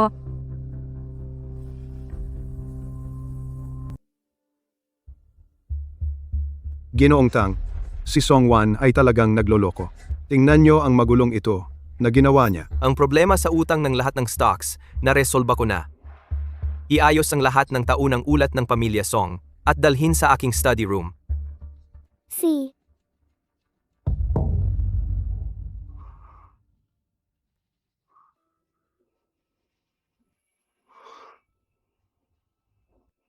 Mr. Chi,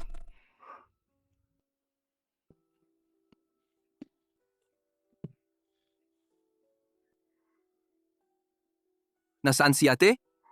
Miss Song, kakagaling pa lang. May kakaiba sa lahat ng ito. Ang utang ng pamilya Song, binayaran ko na para kay ate. Ang gusto lang ni Tang Jingyu ay ang kumpanya Song. at ang susi na nasa kanya. Hindi siya lalaban ng walang paghahanda. Noon, sino ang malakihan na nagbebenta ng stocks ng pamilya Song?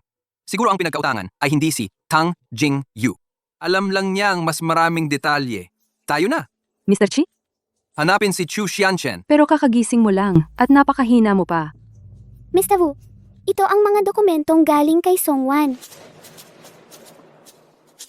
Hindi ko inaasahan. Ang babaeng ito ay tumutupad sa pangako.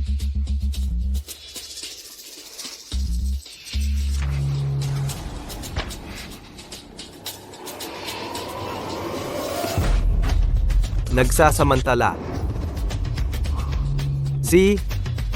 Gawin mo ang sinabi niya sa liham. Siya.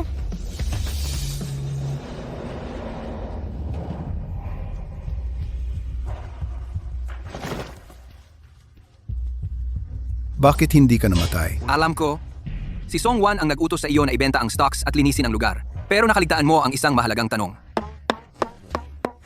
Ang dahilan ni Tang Jingyu sa pagpapakasal kay Song Wan ay hindi para sa kumpanya Song, kundi para sa susi na hawak niya.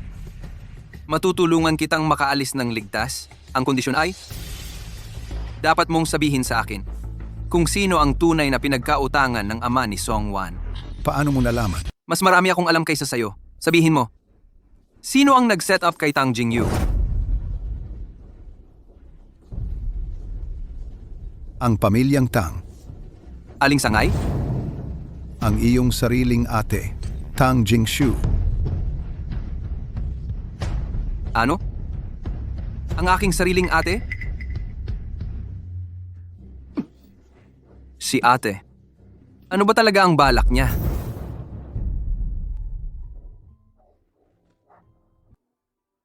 Jinyan! Ate, Gising ka na. Alam ko na ikaw ang nagbenta ng dojo. nagkamali ako. Ate, wala na tayong oras. Si Tang Jingshu, ang aking ate, ang tunay na pinagkakautangan. Anong ibig mong sabihin? Ang labanan sa kapangyarihan sa loob ng pamilyang Tang. Gusto ni ate na sakupin ang pamilyang Song bilang kanyang leverage para kontrolin ang pamilyang Tang, Tang Jingyu. Ito ay isang smokescreen lang na ginawa niya. Ang galing ng laro ng panlilinlang.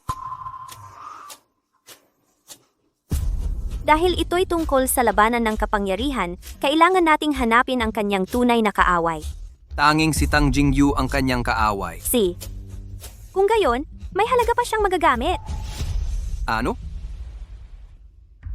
Uye? Ang susi, ibinigay na sa iyo ayon sa kasunduan. Binibining Song, may isa pa akong tanong sa iyo. Interesado ka ba? Napatayin si Tang Jingshu? Ginamit lang ako ni Tang Jingxiu. Ako mismo ang magtatapos sa kanya. Gusto niyang bigyan ka ng pagkakataong gumamit ng iba para pumatay. Ang kanyang poot, mas mabigat kaysa anumang bagay. Ang kailangan nating gawin ngayon ay hayaan si Tang Jingyu na tulungan tayong matapos ang dula. Ang tunay na layunin ni Tang Jingshu ay ang pagsakop sa mga bahagi ng pamilyang Song. Kung gayon, hayaan natin siyang manalo ng lehitimo. Gusto mo bang ibigay sa kanya ang mga bahagi? Hindi yon pagbibigay. Para siyang mapasubo sa sarili niyang bitag. Panahon na para tapusin ang dula. Ito ang kasunduan sa paglipat ng shares ng Song. Para kay Tang Jingshu, makuha ang Song ng lehitimo. Pero kailangan kita sumabay sa akin sa isang palabas. So, ako pala ang ginamit mong sandata. Magtulungan tayo para gumuho si Tang Jingshu.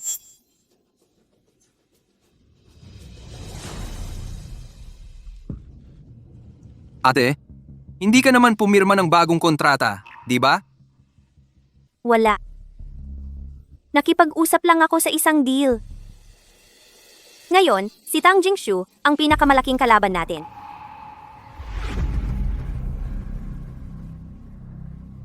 Simulan na ang plano.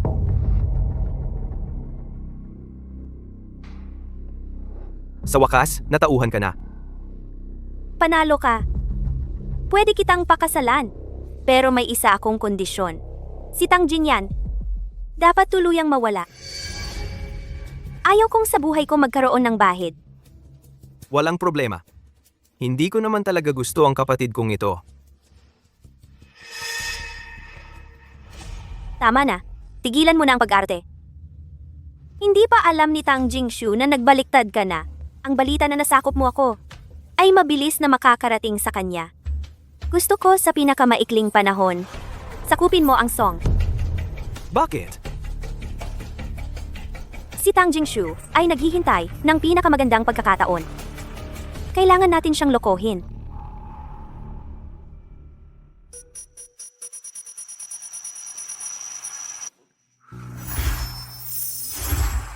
Kumusta? Umalis ka muna rito? Magtago ka sa isang lugar? Hintayin mo ang balita ko. Gusto ko ituring kanyang patay na. Si Tang Jingshu ay detail-oriented. Kung hindi kailangan, huwag kang magpakita. Mag-ingat ka.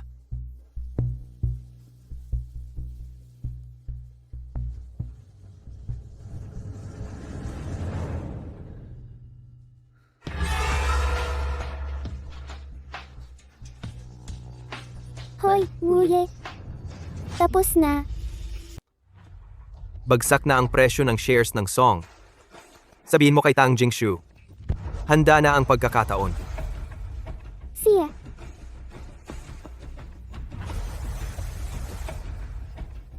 Ang bilis mo naman.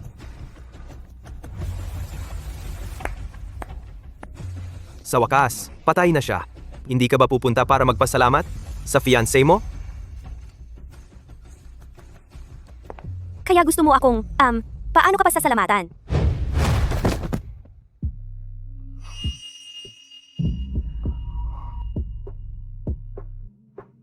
May tao pa rito. Lumabas ka na.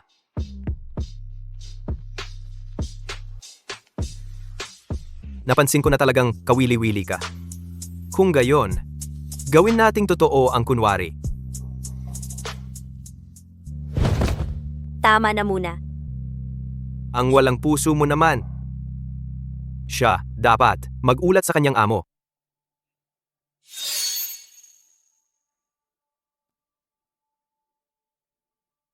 Oh, kavili-vili. Mukhang ang kapatid kong ito ay may gusto kay Song Wan. Patuloy mo siyang bantayan para sa akin. Oh, Chiye, nagtagumpay ang plano ni Miss Song. Tang Jingshu, talagang naengganyo na siya. ate. Huwag niyo pong saktan ng kapatid ko. Kung hindi, tatawag ako ng mga tao na sasaktan kayo. Kapangyarihan at pera. Talaga bang napakahalaga? Kumilos na si Tang Jingshu.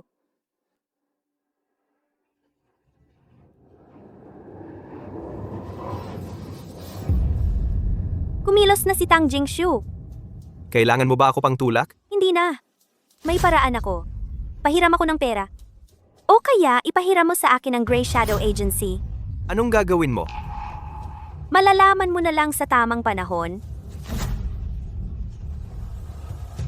Lahat ng assets na kaya kong ilipat at ang Grey Shadow Agency, ilipat lahat sa pangalan ni Song Wan. Sobrang tiwala mo sa akin? Dati tayong magkaaway, alam mo? Pakatama nga ang, sabi ng kapatid ko. Ang kapangyarihan at pera, hindi pala ganoon kahalaga. Kung hindi ako umalis noon, Kailangan mong sumulong. Hindi ba? Salamat. Presidenteng Song, ayon po sa inyong utos, binili na po namin ang shares ng Song Corporation sa mas mataas na presyo. Tagapamahalang Lee? Talaga namang balimbing ka. Presidenteng Song, biro lang po. Mula pagkabata, iisa lang ang Panginoon ko. Iyon ay ang may-ari ng Grey Shadow Agency ng pamilya Tang. Ngayon, ako na ang bagong amo mo. Siyempre, Ano man ang sabihin ko, susundin mo? natural lang. Luhot. Opo. Sampalin mo ang sarili mo hanggang sabihin kong tigil.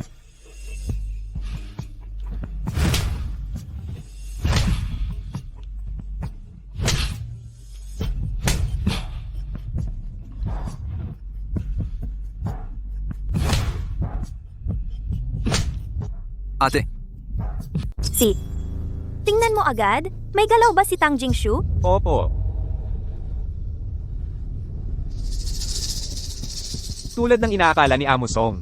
Ibinenta ni Tang Jingxiu at isinangla ang kanyang mga ari-arian. Nag-alok ng doble sa presyo natin. Para bumili ng shares ng Song Corporation. Magaling. Itaas pa ang presyo. At saka, kumusta na ang operasyon doon sa Grey Shadow Agency? Nakuha na natin lahat ng ari-arian ni Tang Jingxiu. At saka, sa bawat kontrata ng sangla na ibinigay kay Tang Jingxiu, pareho ang mga kasunduan. Sa nilagdaan ng iyong ama. Alam ko na. Bantayan mong mabuti. Opo. Sino ba yan? Sino ba ang walang tigil na nagtataas ng presyo? Amutang sabi nila maraming rounds ng mga kumpanya sa ibang bansa ang bumibili. Ang pera natin ngayon sapat lang para sa isa pang round. Tuloy pa ba? Itaas. Sigurado ako hindi na sila makakasunod. Amutang nagtaas na naman sila. Ano? Ibigay mo sa akin. Ano pa ba ang mayroon tayo na pwedeng isangla? Ikaw mayroon ka pang share sa Tang Group. At iyong kontrata ng utang? Ang kontrata ng utang ni Song Yang. Na-transfer na sa iba. Ano? Bakit? Siya. Bahala na. Isangla mo lahat ng mga shares ko. Gusto kong makuha ng patas ang Song Group. Sa oras na iyon, ang posisyon ko sa pamilya Tang ay matatag na. Amo Song. Nahulog na sa bitag si Tang Jingxiu. Mabuti? Oras na para hulihin. Kapag nagplano si Tang Jingshu laban sa iba, dapat isipin din niya ang sarili niyang kahihinatnan. Buti na lang, saktong-sakto ang sampal ko. Nakakatakot ang mga babae. Ikaw si Song Wan, di ba? Matagal ko nang naririnig ang iyong pangalan. Ngayon lang kita nakita ng personal. Ang galing ng iyong plano, Song Zong. Anong ginagawa mo rito? Para pagtawanan ako? Si Tang Zong ay puro pakana noong gusto niyang lamunin ang Song Corporation. Hindi mo inaasahan ang ganitong resulta ngayon? Bahala ka. Pansamantala lang itong pagkatalo ko. Hindi ibig sabihin na hindi ako babalik ng malakas. Sa oras na iyon, sino ang mananalo o matatalo? Hindi pa tiyak. Pumunta ako ngayon. Una, para mabawi ang aking mga ari-arian. Pangalawa, sinabi sa akin ni Tang Jinyan na huwag kang gambalain. Pwede pa kitang tulungan. Tulungan ako? Bakit mo ako tutulungan? Wala akong ganyang kabutihang loob na bigyan ka ng pagkakataong bumalik. Pero pwede kitang ipadala sa ibang bansa. Kasama ang iyong anak, para mabuhay kayo ng payapa habang buhay.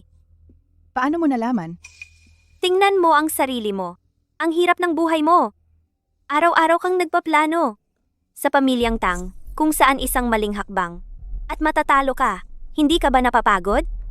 Ginagawa mo ang lahat ng ito ay para protektahan ang iyong anak na itinago mo sa ibang bansa? Bakit ako maniniwala sa iyo? Ang taong ito sa likod ko ay sapat na patunay? Siya. Papayag ako. Li Guanxi, Nandito. ang natitira ikaw na ang bahala. Naiintindihan ko.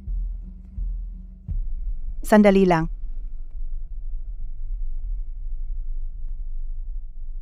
Salamat. Dapat mong pasalamatan ang iyong kapatid, Tang Jinyan. O kaya, pasalamatan mo ang iyong dating kabutihan.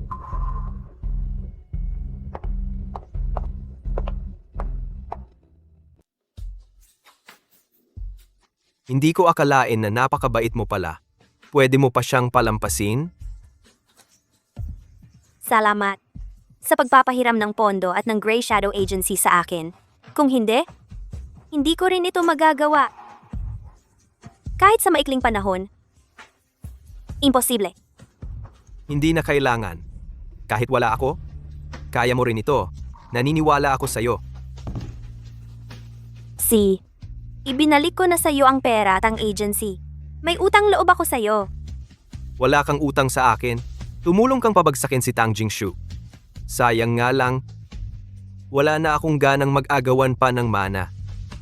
Song Wan, gusto mo bang sumubok ng totoong relasyon tayo? Kailangan ko nang umalis.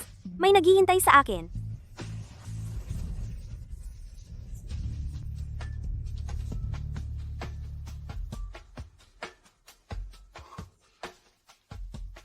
Tapos na lahat. Okay ka lang? Naayos ko na ang lahat. Kumusta ang sugat? Medyo gumaling na. Yung ate ko, Nabaliw na siya. Ipinasok ko siya sa mental hospital. ano? Biro lang. Pinapunta ko siya sa ibang bansa para makasama ang anak niya. Mabait naman siya. Binigyan ko siya ng pera sapat para sa kanila. At nag-ayos din ng bantay sa kanya. Salamat, ate. Ginawa ito ng pamilya Tang. Wala kang kinalaman doon. Ako pa dapat magpasalamat sa'yo. Ibinenta mo lahat para tulungan ako. Magpagaling ka muna. Pagbalik mo, tumulong ka sa kumpanya. Kung hindi kita kayang buhayin. Ang laki-laki mong bata. Hindi ko kailangan ng buhayin mo. Ibig sabihin hindi mo gusto na manirahan tayo ng magkasama? Manirahan. Babalik ako sa kumpanya. Hintayin kita doon. Manirahan ng magkasama. Ate, kaya ko na ngayon. Mr. Song. Bakit ka nag-aalala? Umalis na si Tang Jingxiu. Hindi babagsak ang langit. Talagang babagsak na ang langit. Nanalo ang Song Group. Pero, upang mabili ninyo ang Tang Jingxiu, lahat ng mga ari-arian sa ibang bansa, ang daloy ng pera ng Song Group ay tuluyang naputol.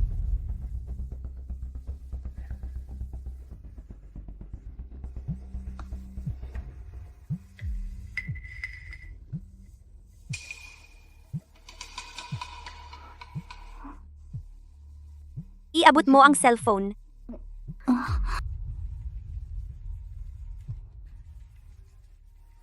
Kumusta? Mr. Song, ikinalulungkot ko. Dahil ang inyong kumpanya ay nag-trigger ng clause sa betting agreement na emergency settlement clause at hindi kayang magbigay ng bagong patunay ng pag-inject ng pondo. Ang aming bangko ay sa loob ng 1 oras. I-freeze ang Song Group at lahat ng account na nakapangalan sa inyong personal. Alam ko. Ma'am Song, mababang karote na ba tayo? Lumabas ka na.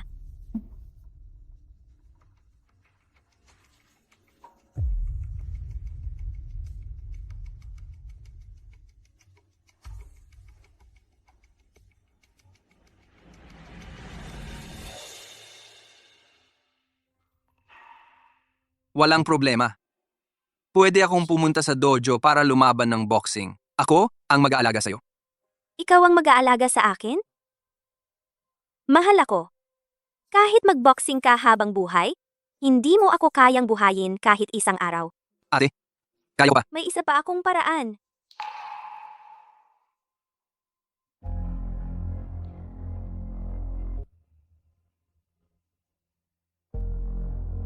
Kontakin si Mr. Lee ng East City. Sabihin sa kanya, kailangan ng Song Group ng capital injection. Ay President Song, talaga namang iba na ang panahon ngayon. Noong una, sa party, gusto kitang itagay. Kailangan pumila ng kalahating oras. President Lee Mike Lee, ang oras. Itong proposal, tingnan po ninyo. Hindi importante ang kontrata. Ang importante ay ang katapatan gaano kalaki. President Lee, kahit naputol ang pondo ng Song Corp, pero ang core technology at ang channel ay naroroon pa. Itong investment ay isang negosyong tiyak na kikita. Negosyo. President Song, narito ako para tumulong sa iyo. May bagong bukas na club sa silangan ng lungsod. Samahan mo ako ngayong gabi. Uminom tayo. Basta mapasaya mo ako sa inuman. Wala nang usapang investment. Kahit bilhin ko ang kumpanya ninyo. Ano naman, gagawin kitang vice president, walang problema. Ano sa palagay mo? Kumusta? Pasensya na, Ginoong Lee. Nanginginig ang kamay ko. Sinadya mo yan. Ginoong Lee, pakiusap, ingatan mo ang iyong pananalita. Sige, Song Wan. Tatandaan kita. Sasabihin ko sa inyo. Tapos na kayo. Sasabihin ko sa lahat. Hindi lang ako hindi magbibigay ng kahit isang sentimo sa inyo. Sino mang mga has na tumulong sa inyong Song, ay kakalabanin ako, si Li Jiachen. Ipapabagsak ko kayo ng lubusan. Bangkarotehin kayo.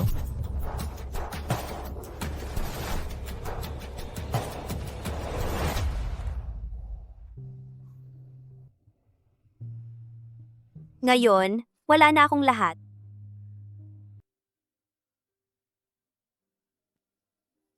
Nandito pa ako. Tama ka. Ikaw ang meron ako. Kaya pa nating maglaro. President Song. Ito na ang huling batch ng pagtanggal. Ito ang listahan ng mga nakalib ng walang sweldo. Kapag pumirma, ang grupo ay talagang may iwan na lang, kayo at si Mr. Tang. Naintindihan ko. Iwan mo na lang dyan. Oh.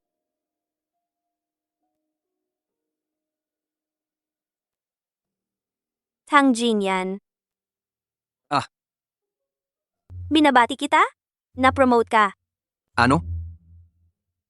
Simula ngayon, ikaw na ang Chief Security Officer ng Song Group. Protektahan mo lang ako. Ang kaligtasan ko ay ang kaligtasan ng Song Group. Ang sweldo? Parang hangin.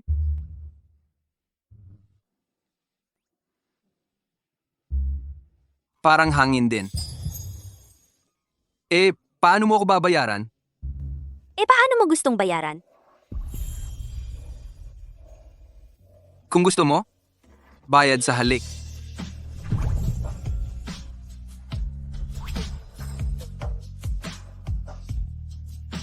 Advance payment.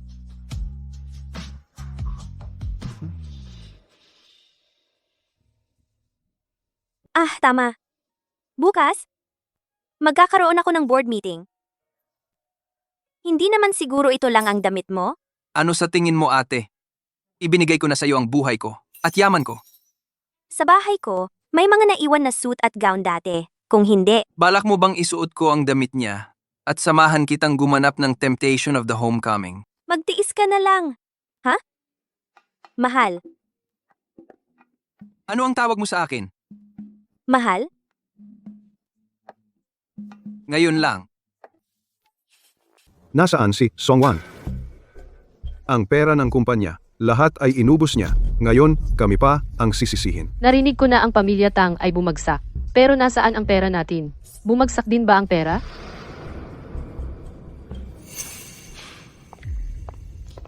Mga kasama. Tama na ba ang ingay? Presidente Song, anong ibig mong sabihin?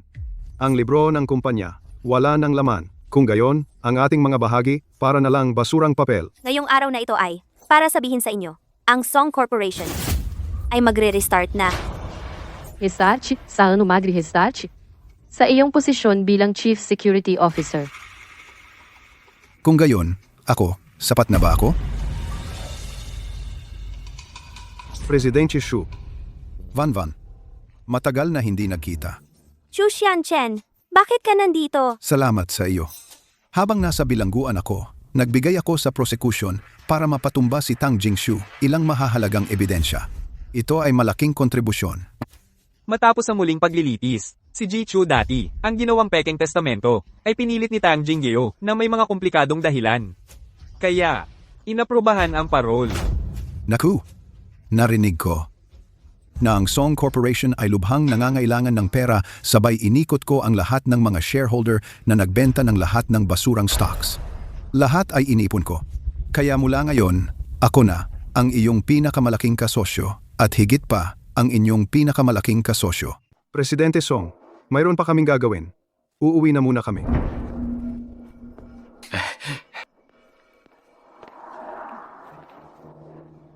Ang damit na ito. Presidente Song, hindi ko inaasahan na ang iyong panlasa ay gaya ng dati. Ang bodyguard na ito, ang suot niya? Chu Xianchen, kung pumunta ka ngayon para magbalik tanaw, pasensya na, hindi ako sasama. Siyempre hindi. Presidente Song, ikaw ang CEO ng Song Corporation. Ako naman ay ang major shareholder sa Lohika at damdamin dapat akong magbigay ng isang bagay bilang tanda.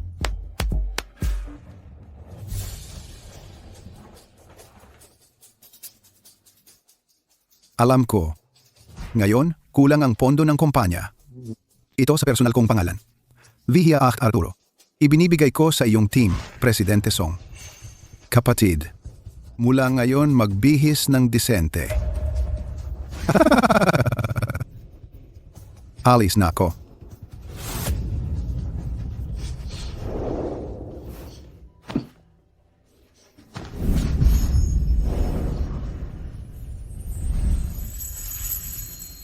Hindi mo ba siya makakalimutan? Ano? Ang damit na dinala niya ngayon. Iniwan mo. Ibinigay niya ng libre. Bakit ko tatanggihan?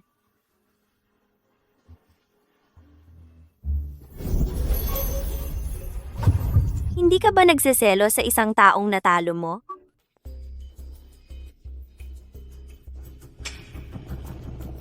Ma'am Song, nagpadala si President Chu ng mga gamit para sa inyo. Magandang araw po, Ma'am Song. Ito si President Chu namin, na inihanda para sa inyong bagong team. Mga gamit pang seguridad. Hindi na kailangan. Kami na ang bibili. Hindi ito pwede. Sabi ni President Chu, na siya ay nag-aalala tungkol sa kasama mo, na Zero Salary Chief Security Officer. Ay labis na nababahala. Kasi, wala siyang kahit isang disenteng uniforme. Wala. Salamat sa kabutihan ni President Chu. Bumalik ka at sabihin sa kanya ang seguridad namin ay may responsableng tao. Sige, Ma'am Song, sasabihin ko sa kanya ng totoo.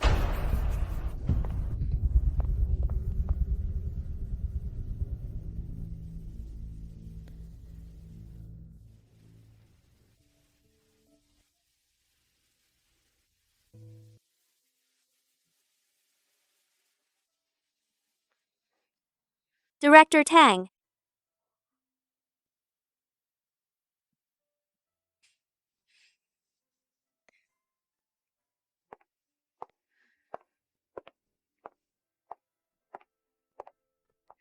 Director Tang.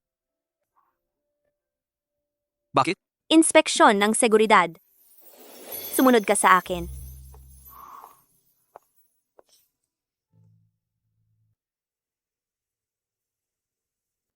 Hindi ba sinabi? Mag-iinspeksyon ng seguridad. Pero dito? May butas ba sa seguridad? Siyempre meron ang pinakamalaking butas ngayon. Ay ang iyong emosyonal na seguridad. Sa opisina, ikaw ay parang asong galit. Pinapasuot mo sa akin ang damit niya. Hindi ko gusto. Ang damit ay sa kanya. Ang nagbayad para inumin ka. Ako iyon. Tandaan mo, ikaw ay akin lang. Ate, parang may sumusunod sa atin. Sakto.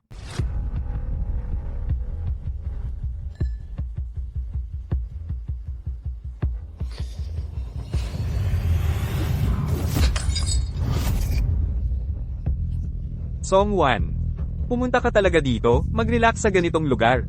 Tama ang sinabi ni Ginoong Chu. Narito nga sila. Sinabi ni Ginoong Chu. Ngayon, ang hapunan na ito para sa inyong dalawa. Dapat ninyong ubusin. Ay nako, ikaw, mukhang pera. Dahil kay Song 1, may ilang magagandang bagay sa akin. Napakaganda. Gusto mong makita? Ano ang sinabi mo? Sige, Song 1. Ngayon, mga bago at lumang utang. Sabay-sabay nating ayusin. Sabay tayong lumaban.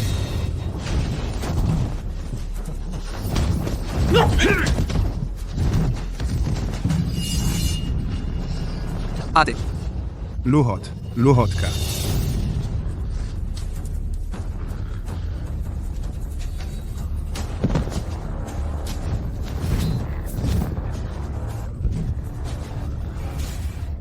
ate. Hindi ka nasaktan? Mga gasgas lang. Wow, ang galing. Sobrang galing. Gulo sa bar.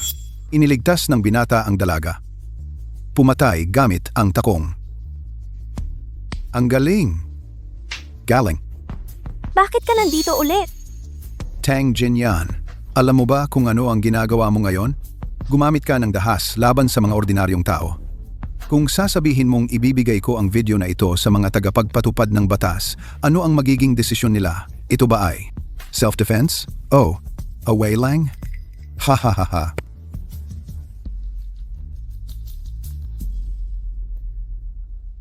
Ano? Ikaw, ang Chief Security Officer, iniisip mo pa ba ang dalawang walang kwenta? Hindi. Ako na. Tangjin yan. Gusto mo bang patayin ang employer mo, di ba? Ang mga pribadong larawan na sinabi ni Song Lichin, totoo ba o hindi? Larawan.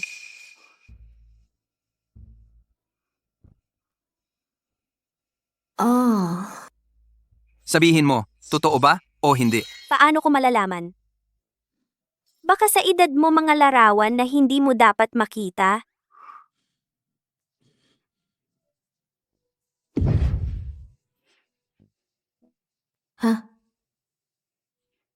Bakit? Hindi ka ba naniniwala sa akin?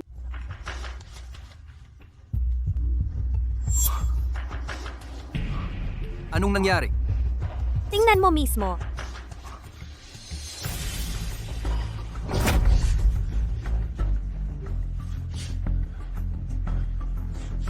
Binabantayan tayo.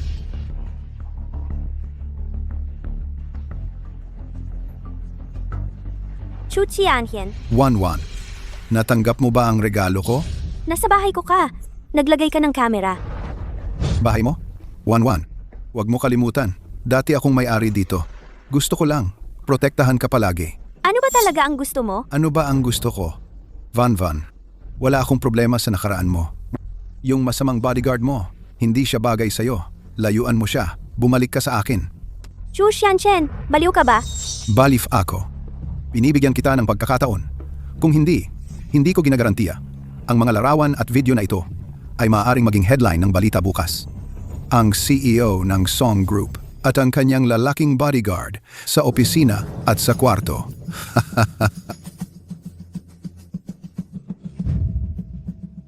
Baliw. Hahanapin ko siya ngayon para aregluhin. Tumigil ka. Binabanta ka niya. Pinagkakalat niya ang mga sikreto mo. Ano bang gagawin ko? Parang daga siyang nasa dilim. Susugod ka ngayon. Bubugbugin mo siya. Gusto niya iyon. Gusto lang niyang makita kang magalit at mawalan ng kontrol. Gusto niyang magulo tayo. Hayaan mo na siyang manood. Teka. Hindi ba gusto niyang manood? Akala niya, ang mga video na meron siya ay ang kanyang alas. Napakababaw. Halika rito. Ate, ano bang gagawin mo? Gumawa ng pinakaayaw niyang makita. Ito. Ang aking lalaki. Ang lalaki mo.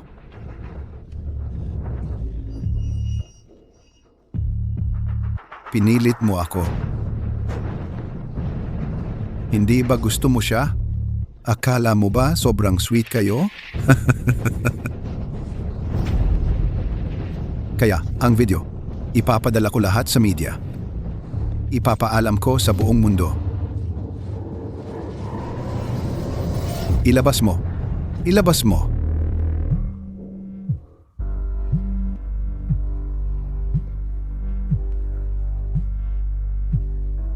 Oy, Naku, ito yung bangkaroteng amo. Nakakadiri. Sa kumpanya ganyan siya. Sino yung lalaki na yon? Chu Qianchen. sa wakas, tumigil na siya sa pag-arte.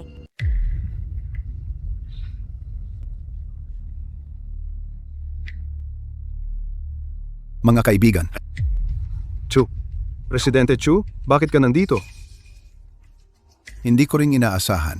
Akala ko si 11 ay Pamilya Song, hindi na ito pwedeng magpatuloy. Para sa reputasyon ng grupo, iminumungkahi ko na. Tingnan ko nga, sino ang nagmumungkahi? Nandito ka na. Labis mo akong binigo. Chu Qianhian? Ikaw ang may gawa. Ako? Kababalita ko lang din naman.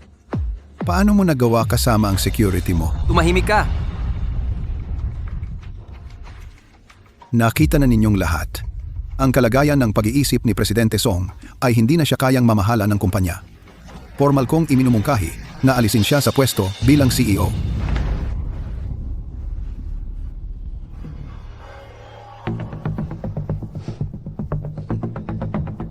Bibigyan ko kayo ng oras para mag-isip. May personal akong gagawin. Mauna na ako.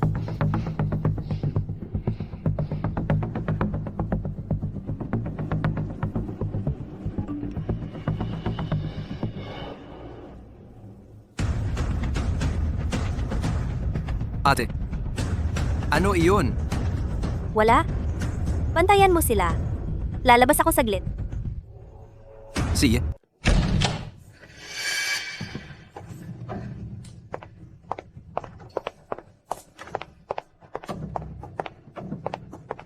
Chu Xianchen, nandito na ako. Hindi ba gusto mong makipag-usap sa akin? Chu Xiantian.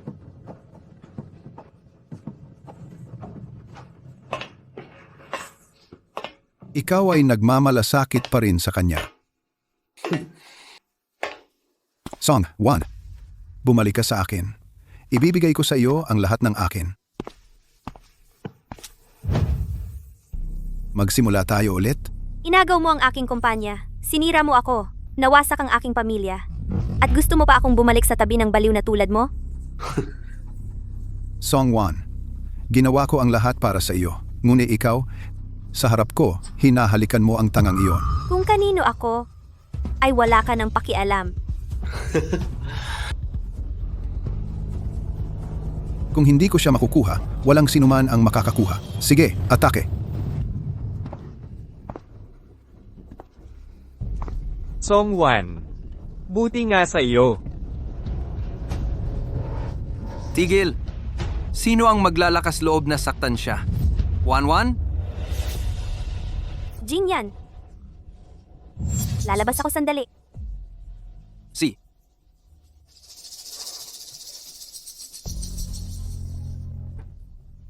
Tang Jinyan, totoo palang darating ka. Patayin niyo siya.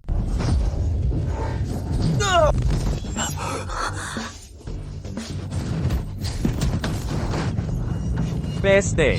Noong nakaraan, inatake mo ako ng sorpresa. Ngayon,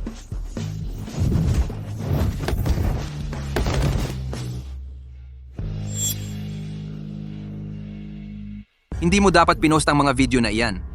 Pinantaan mo pa siya. Lahat dahil sa kanya, siya ang nagtraidor sa akin. Wag, wag, wag. Suko na ako. Tang Jinyan, mamatay ka.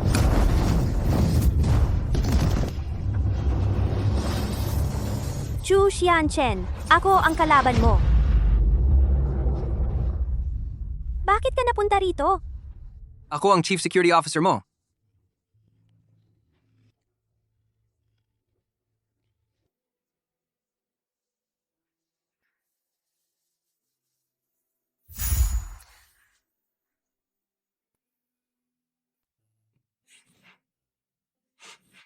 Masakit ba? Hindi naman. Aray. Sis,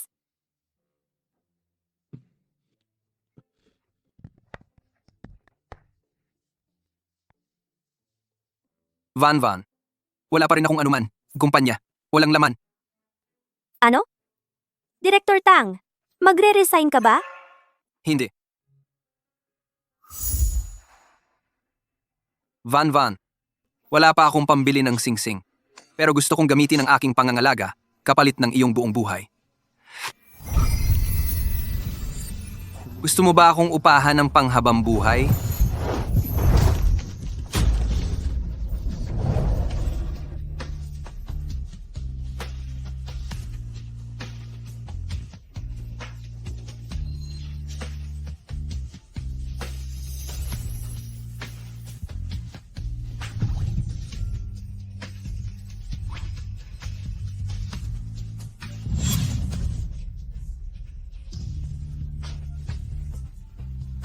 Masyado bang mura ito?